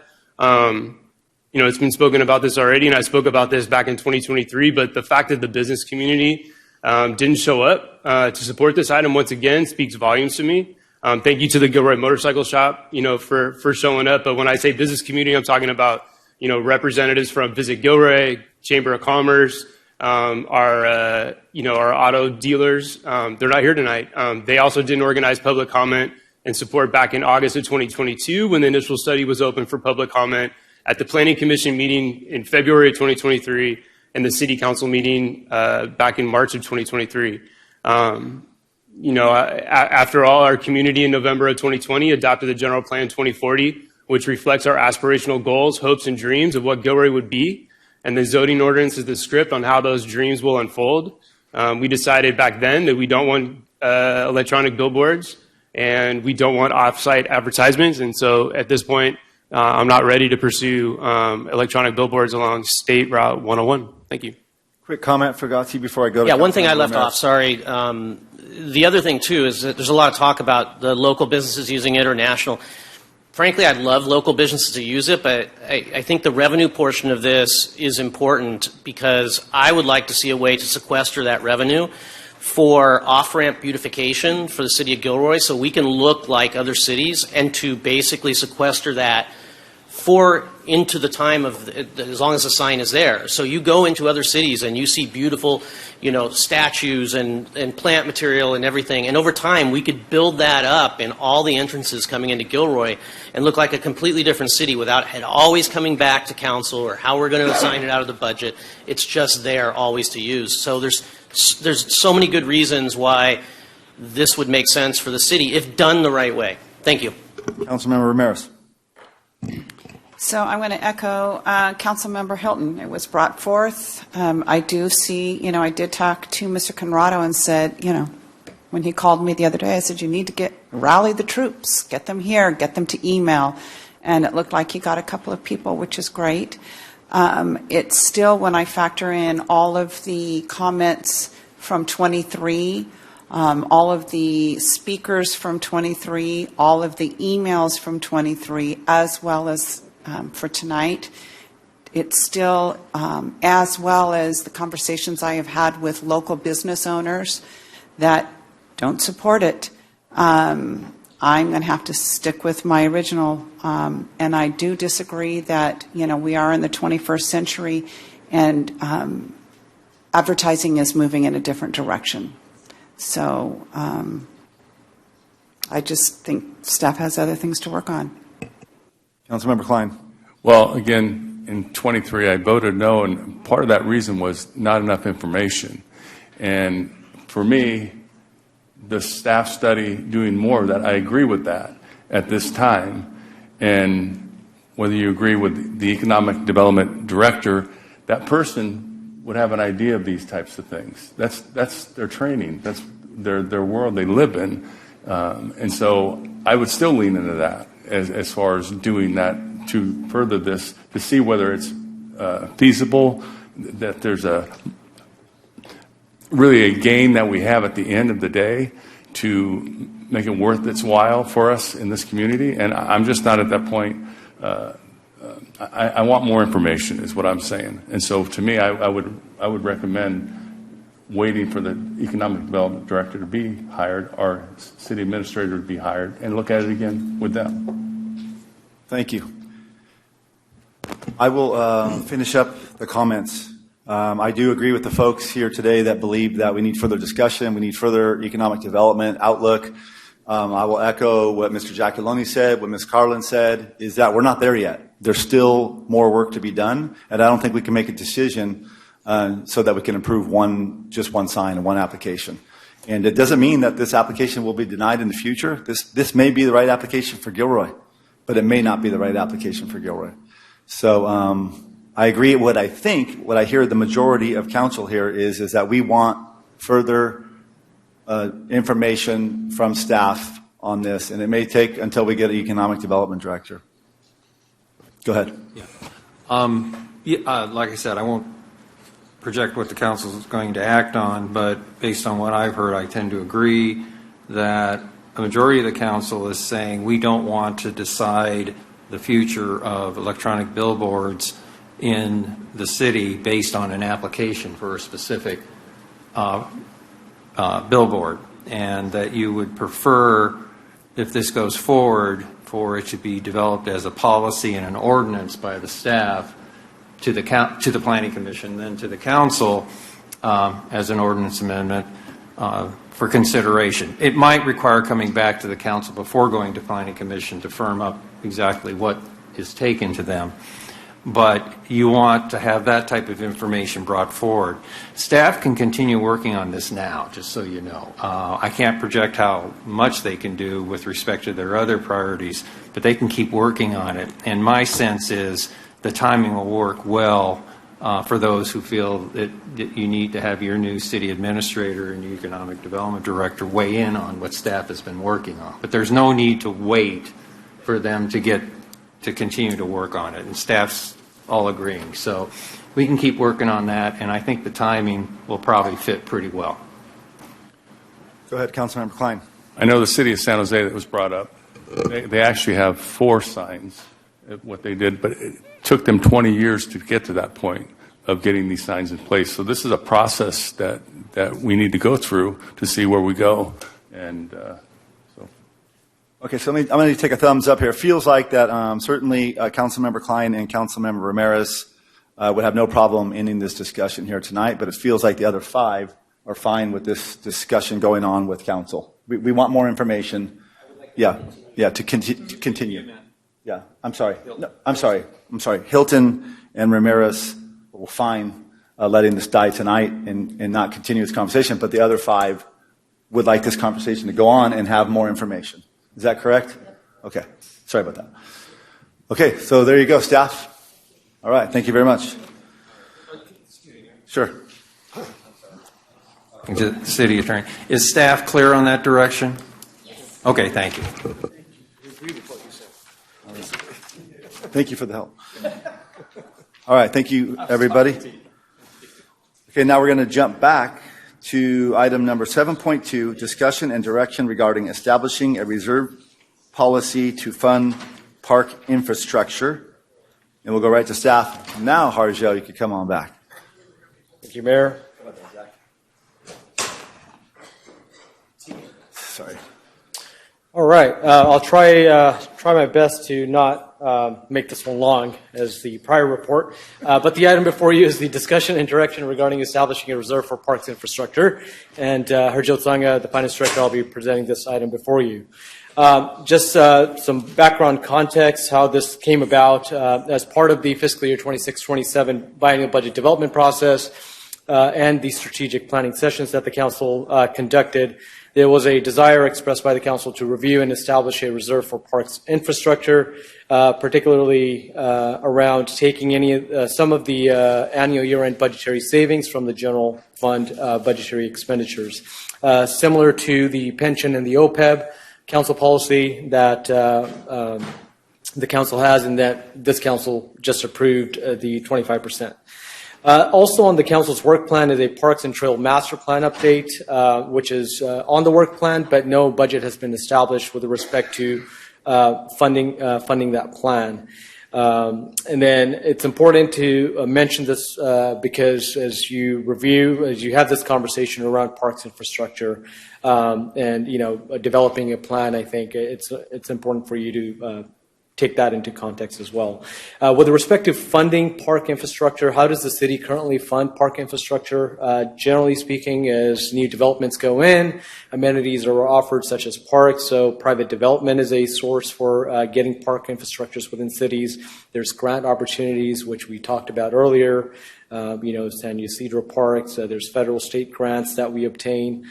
With respect to the city's internal impact fees, the city has a public facilities impact fees, which take into account park infrastructures amongst other public facilities such as public safety, facilities and other amenities that are part of that impact fee program, or via appropriations of just general fund dollars through the budget development process. So for Gilroy, as grant opportunities are kind of drying up, general fund appropriations have kind of become the primary source of funding improvements.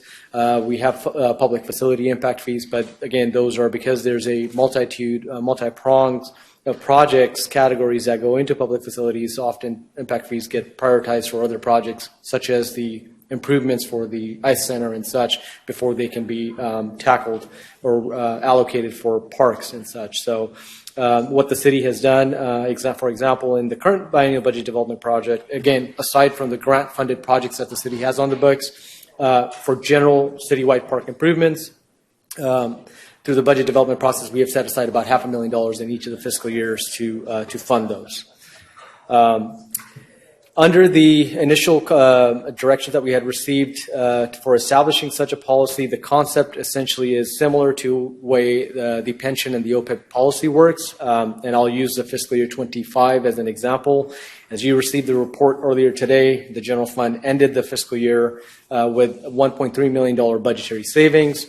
By existing council policies, 25% goes to the pension section 115 trust, equals about 325. The next 25% goes to the OPEB section 115 trust, again 325. Council's also appropriated some additional reappropriations for park improvements and tree management services. Considering those to be coming out of the year-end budgetary savings, that amounts to about $340,000. So by taking the 1.3, applying the existing council policies and existing council appropriations, there currently remains about $310,000 in general fund year-end budgetary savings, or equivalent to about 24%. The mechanisms for this council to consider could be, again, if it is part of the year-end budgetary savings, you could either assign a fixed percentage similar to the pension and the OPEB, which is the 25%, or you can define a fixed amount. The only caveat with the year-end is because we don't know what the year-end savings are going to be, those year-end savings would have to be calculated. So in that case, maybe a percentage might be a better application as opposed to fixed amounts. But again, we know historically looking back, general fund does have year-end savings typically, so that's a point of discussion. What would happen to those set-aside funds? We would annually, again, depending on the direction that we receive, if council does move forward with adopting such a policy, we would set aside those funds in a separate reserve fund. Think of like the sidewalk reserve fund, Fund 200. Council has an existing policy. We annually are going to invest $250,000 into that fund, and then that fund accumulates monies, and then a CIP project is developed out of those dollars for future park improvements. So the mechanism would be something similar to that.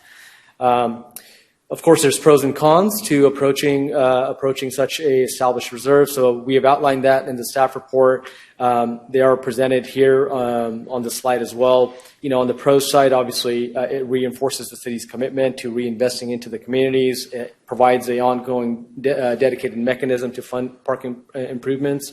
You're not having to go through this ad hoc budget development process every 2 years to do this. And also, should there be other grant opportunities that arise, typically require some sort of a match contribution by the city, there would be funds available that the city could tap into as opposed to looking at other identifying funding at that time. And generally enhances public confidence and obviously maintaining the city's infrastructures. On the con side, again, it limits the ability to direct funds to other competing priorities. Again, as priorities change, we have identified, staff obviously agree that there's a need within the parks infrastructure, but there's also needs within other areas as well. Identifying like we're building our fire station at some point, we're going to have a conversation about at least purchasing apparatus, equipment, and all that good stuff. And then also there's other liabilities such as, we have a pension and OPEB policy that we're incrementally working through as we've communicated with the council through the budget process. That workers' compensation liability is also an area that we're keeping an eye on. Year-end savings, they can fluctuate based on vacancies, operational efficiencies, or unanticipated expenses. Again, because we don't know what the year-end savings amounts are not fixed. They fluctuate year to year. The amount that would be set aside would fluctuate as well. You would also need some sort of a framework similar to, think of the sidewalk reserve. The council has a policy of setting aside the monies, and then council went and revamped the program of how those dollars are going to be spent, whether the city's going to spend the dollars, how you solicit the improvements. And then last but not least, funds are allocated ad hoc without a comprehensive needs assessment, and this is where the Parks and Trails Master Plan piece comes in. Generally speaking, typically you identify the need, and then you develop a plan accordingly to attack that need. In this case, council could also consider, is it prudent for us to start setting aside those dollars now, or should we complete the work plan item related to the Parks Master Plan that will dictate what the actual needs are, and then come back with some sort of a policy to say, all right, now this is the identified need in improvements, and we will go ahead and develop a policy to fund based on that plan. And then in that scenario, while we embark, we do recognize that the Parks Master Plan process will be a multi-year approach. In that case, in the interim, as I indicated earlier, city already has ad hoc through budget development process about $500,000 allocated for those. In addition to those $500,000 in 26, we have approved $340,000 tonight and via previous item for additional improvements as well. So really the council consideration for you for discussion and direction is one is either you direct staff to develop that parks infrastructure reserve policy. Again, it can be the original intent, which was taking the savings from the general fund's annual budgetary savings from the expenditures, a fixed percentage or amount, or it could be as straightforward as the sidewalk reserves that council is going to make a commitment to put a X fixed dollar amount annually to this newly created parks infrastructure reserves, which would accumulate dollars, and then subsequently through budget development process or some sort of a CIP process, it would be deliberated what CIP projects would be formed out of those. The other option is to defer the establishment of such a reserve until the completion of the planned Parks and Trails Master Plan update.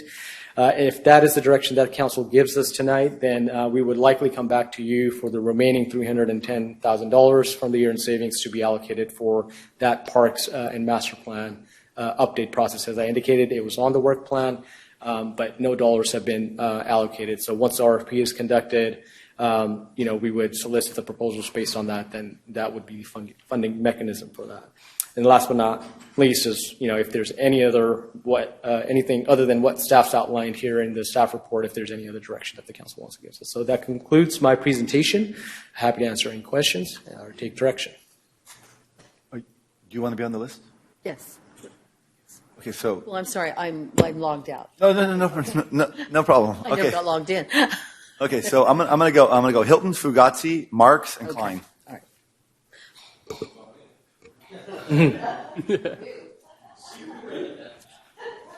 All right, so I'll kick this off. So I've learned, over my 9 years here that, oftentimes, we need to have parallel paths for everything, right? Like it's okay for us to do everything all at once because some things get paused, some things get added, sometimes we get grants, sometimes we don't. But we can't allow the needs that we have, and we already know the current needs, get in the way of trying to wait for a larger master plan to come around. To me, we know our current needs through the General Plan 2040, our capital improvement plan, where there's many unfunded projects, and at the same time too, that $310,000 that we could potentially put towards something. I know there's the Parks and Rec Master Plan update. That's one of them. But also, we had a little bit of a gap in funding to get that 6 courts in pickleball. So there's little things like that. But I do agree that we should look at a percentage, right? Because that would be a lot easier, straightforward. And one of the things that you mentioned too is that maybe one of the reasons on we shouldn't do a reserve policy is that maybe it ends up being too much or the priorities shift. And I think you already mentioned that during your Section 115 trust stuff, where you said, maybe it shouldn't be 25%. Maybe it should be 20 now because we've met what we've met. And I think we are all capable of going down that road if we want to. But I think establishing something today, right now, would be something I'd be in favor for. Thank you. Councilmember Fugati? First of all, I mean, having a discussion about what to do with the money you have left over is kind of a really good discussion to have, isn't it? I mean, when we look at other cities, so bravo for that. I mean, we know what we're looking at for this year, but can you give us some sort of an idea historically? Where has this number been over, say, Yeah, I can definitely speak to during my tenure here. I've been here 4.5 years. When we developed the OPEB policy, there were obviously several considerations.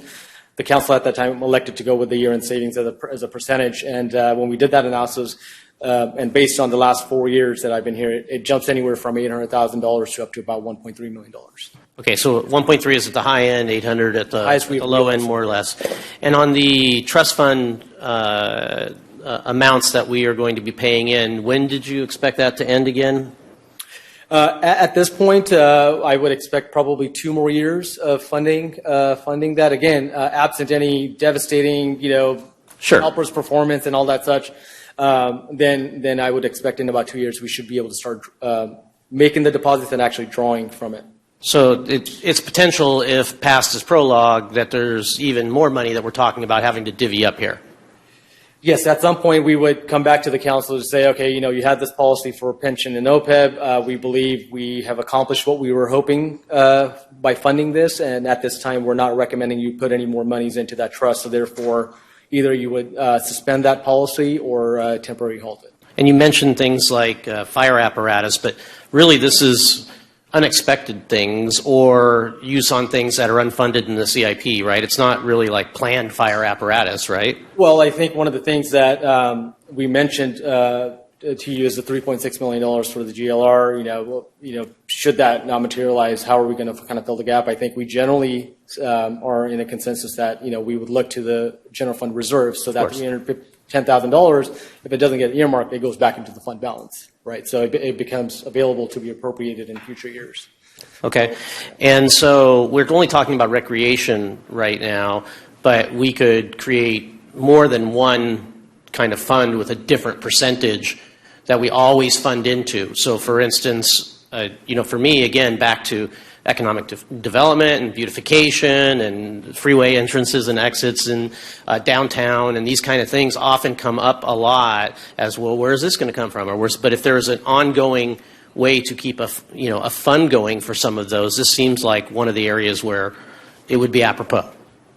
Yeah. There are cities that take a percentage and they just put it for capital projects, and they don't identify per se, but it is only to be spent on capital, no maintenance work, and then when that fund accumulates, then the council staff would make recommendations whether this year we're going to spend it on equipment or vehicle fleet or actually do capital projects out of those. So yes.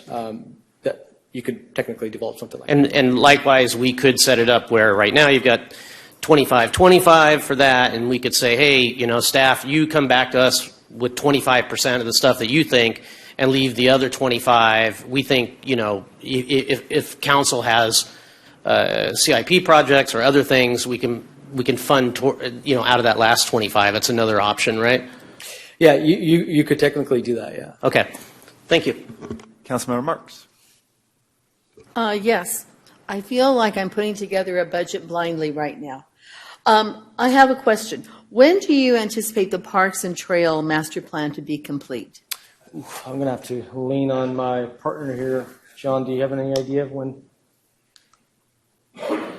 It's a 12 to 18 month process. It's a 12 to 18 month process per John. Okay. Excuse me, we should clarify when it's funded, though. Yeah. Correct. Not funded yet. Right. It's not funded. And I guess that's my problem. I don't know how much to suggest as a percentage to put into something that I have no idea how much it's going to be. Because in my mind, when it comes back to us, I would like to see the projects listed and the dollar amount to have an idea of what we need to set aside, annually. We can always set aside something right now in anticipation of future projects, but I'm not comfortable with doing a set percentage right now because maybe in a few years we would fund everything, and then, where would that extra money go? You'd want to keep a little bit for anything that could come up that needed to be replaced, but then maybe there's other categories that need that money more. I guess what we could do, or future councils could do, is if a greater need came up, then those funds could be shifted. Yeah, the beauty would be, sorry to jump in, but the beauty, because these are general fund dollars, typically discretionary in nature, council could repurpose. Right now, the policy is to set aside for X purpose, but should the future councils decide, they could be. So that makes me feel better knowing that it's not locked in permanently.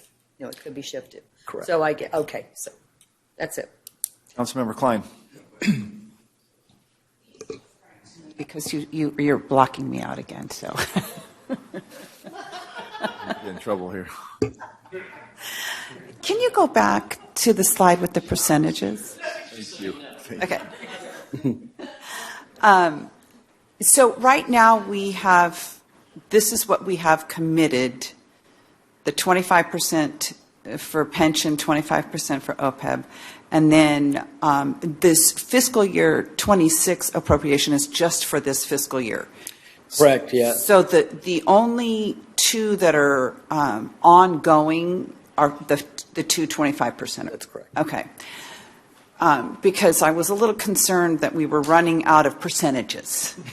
So, that piece of pie that I really want to have. But so historically, out of that remaining 50%, like how much typically goes just back into general fund for the following year, and how much things come up?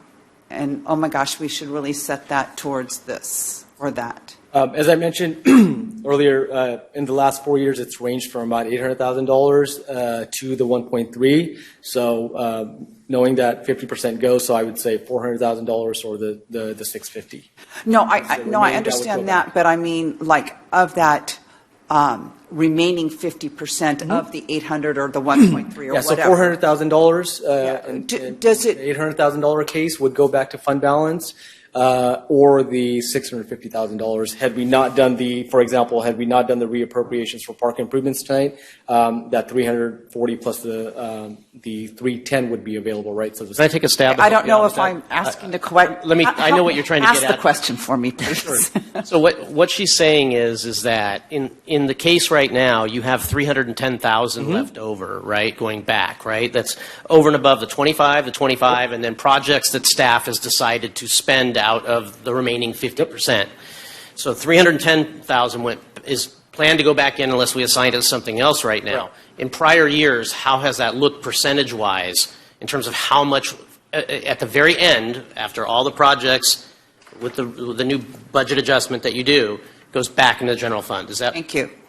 Yeah, I think that's the amount that goes back into the fund. Is what I'm saying is that they're typically in the tenure that I've been here, we put the remaining 50% goes back at year end. So you've never done one of these adjustments? Nobody's. Yeah, we've done mid-cycle adjustments per se, but okay. From a year-end savings perspective, the 50% carve out, and then the rest goes into the. Okay, so if we were to set aside 25%, it's not like we're going to now be locked into 75% is locked in, and we've only got 25%, and all of a sudden these things start to pop up, and now we don't have the funds available. Correct, and the other caveat is the existing policies. In both pension and OPEB, and I would incorporate this in here, is in any given year, if the city's general fund policy, reserves policy is not met, we would not move forward with any of these. Right. Okay. So, thank you.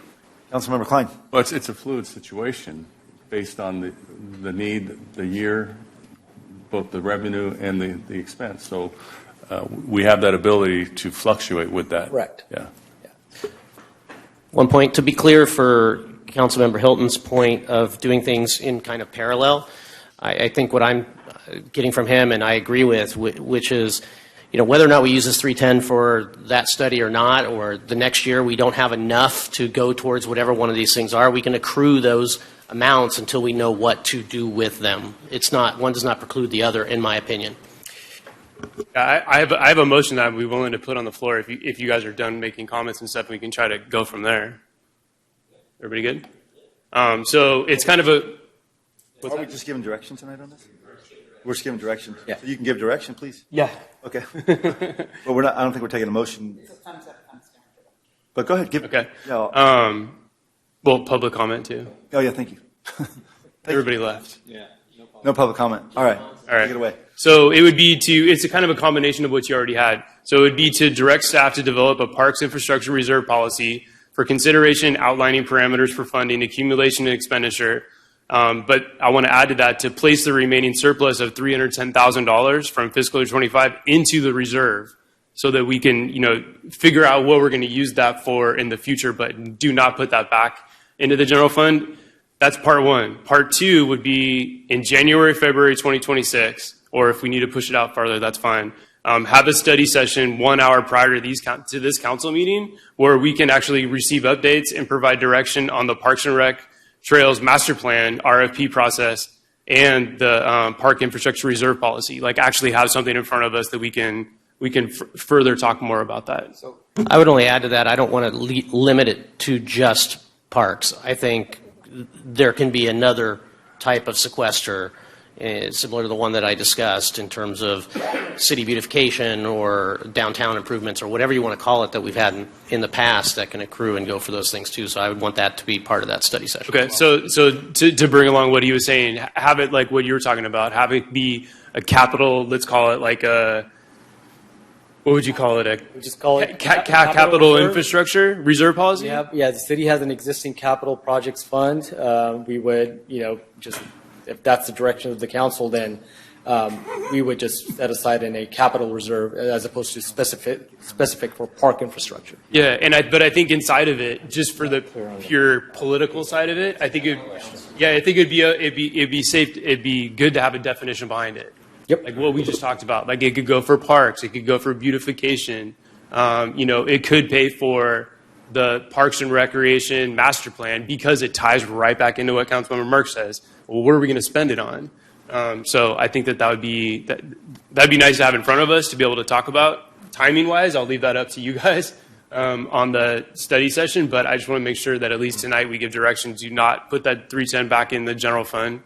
So just to clarify, I think 310 is the amount that we have identified for fiscal year 25. But is it the council's desire on a percentage? I would like to look for a percentage. That would be my direction. Or a fixed dollar amount, or? So you're saying 310 this year and then a percentage moving forward. 25%. Yeah. I'm confused. But are we going to we're giving that direction tonight, or we'll figure that out when it comes back? No, that's the direction for tonight. That would come back. We can totally say it up again. Yeah. Quick question, Mayor. Please. I want to check with staff. Was it your intent to release the RFP before funding has been allocated? No. He said no. Master plan. For the master plan, the intent was to seek council input and then conduct the RFP, and that way we know what the actuals were supposed to be. Excuse me, Arjo, I'm getting a different sense. I just want to get clarification on that before we move forward. Prior direction had been to prepare the draft master plan RFP. We took that to Parks and Rec Commission, and the next step would be to come here and to ask the question of the council whether you wish to allocate funds, find the funds, allocate the funds, and move forward with it. This process theoretically eliminates that step and would mean that if allocated, we would go ahead and then issue the RFP. If the council would like to see the RFP, happy to bring it back and get full approval for that. And asking for clarification, and we'll restate, but I'm not hearing them say fund the master plan. No, we're not. They're not. So Okay. Not yet. It's on hold. Okay, so it's on hold at this point. If that's the direction we get. I think that maybe, just to interject, I think that maybe presenting what you took to the Parks and Rec Master Plan and what you wanted to present to us could possibly fit into that January, February timeline for a study session. Yeah. I mean, we're down to 2 more meetings left for the year anyways. Yeah, I think everyone's comfortable with the idea of the study session, so we can I just make some of those decisions. Then. Yeah, and more feedback. I just would like a restatement of what that study session will entail. Just so we're all on the Sure. same. Okay, so Why don't I restate the first part? Or do you guys want me to put it all together? Is it too much to say it all at once? Do it in two parts again. So number one would be direct staff to develop a capital infrastructure reserve policy for consideration, outlining parameters for funding, accumulation, and expenditure. I'm just using your words. I'm not making that up. Place the remaining surplus, and focus, accumulation and expenditure focused around 25%. So we have that number in there. Place the remaining surplus of $310,000 from fiscal year 25 into the reserve now. So we don't put that. We're going to create a reserve policy and a reserve, so don't. I think that action would come back as once we introduce the draft of the policy, and at that time you can make if you want to do a one-time seed money, and then the future years would be the 25%. Maybe that would be, because I can almost guarantee from now up until we actually have the policy conversation, there likely will be budget amendments that come up. So I don't want to confuse the council. I think similar to, and this was done with the pension as well. So council made a one-time seed money investment into Section 115 and then worked through a funding policy, which was the 25%. The only reason I'm not comfortable with that is that now you just basically clawed back the 310. Yeah, I was just about to say the same thing. Is you didn't claw it back, but you left the door open to claw it back, right? Well, we want to keep it. I think for the rest of the council here, there's been years that, and I was on the Parks and Recreation Commission as well, that they've wanted to have that particular master plan done because it's been over 20 some odd years, right? And so the concept here that we have $310,000 that we can assign to that and get that thing done, that may evaporate to $120,000 because of some other budgetary item, is I think where the other council members' concern is. And so if it means we can give that direction now and the rest of the 25% or whatever else, maybe that's what has to happen. But you also have $340,000 that's going to be put into the park improvements and tree management fund, right? So what I'm kind of hearing, you guys want to go for $650,000. No, one is CIP. What? So that's CIP. So that's 340. CIP, the park improvements? Yeah. So this is 340? It's 69,000 for trees on 152. Right. It's for a shade cover over on one of the playgrounds, and then it's brand new playground equipment at Delray Park, right? And those things have already been identified in the CIP. And then we also made judgment to say, yes, we want to have a Parks and Trails master plan done, but we hadn't assigned funding to it yet. And that's I understand that. where those two they're different things. Can I ask a question? But wait, I'm not through yet. But then going forward, we could approve 25% to be stipulated every year for parks improvement. With the I don't know. I think we need to think more about it. It seems like we're just jumping. Can I take a crack at it really quick? From what I'm hearing, it sounds like one is from a reserves perspective, we want to have flexibility for not only parks infrastructure, but also other capital improvements. So I think we have. Because you don't know what's coming up. That's correct. So I think that's doable. So we can certainly do that. The second component is council's desire is to have a one-time either a $310,000 to be held as a seed money into that reserve once the policy is adopted. Third is moving forward for future years up to 25%. Maintain that flexibility similar to others, pending council approval for future year-end budgetary savings to be put to this new capital reserve. Does that summarize? Yes. Okay, good. Yes. I do have just one quick question. Approximately how much will that master plan cost? I wouldn't know. 300,000? So we're looking at that entire seed money. Yeah. Which is why the other direction you were asking what would be in the study session. So that's why I asked in the study session prior to one of our regular council meetings, receive updates and provide direction on the Parks and Trails master plan. That'd be a perfect time for our public works director to present that and the cost too. So you could decide if you want to apply it to that. Yeah, do we want to apply to that? And then also at the same time go over that capital infrastructure reserve policy. Okay. I think that's doable. Okay, we're good. Councilman Brocco, did you? You get okay. All right. Thank you. Okay. Staff good? Okay, John, thank you. Okay, moving on to item number 8, future council-initiated agenda items. As the mayor, I have a future council-initiated item. I wanted to inform the council that due to significant concerns raised by members of the community, I have asked staff to place on the November 3rd meeting for council consideration an urgency ordinance to prohibit new smoke shops in the downtown area. This ordinance would be in effect for a limited time to allow staff to further study the issue. As I said, council consideration at the next meeting. Okay, thank you. Item number 9, city administrator's report. Item number 10, city attorney's report. No report, except that we will be getting back to you in the future with a report on legislation that was passed recently that really overhauls the Brown Act. And our clerk is going to work on that. I'm sure you've seen it in the papers. It's very interesting and very confusing, but I don't want to confuse you right now. So we'll do it later.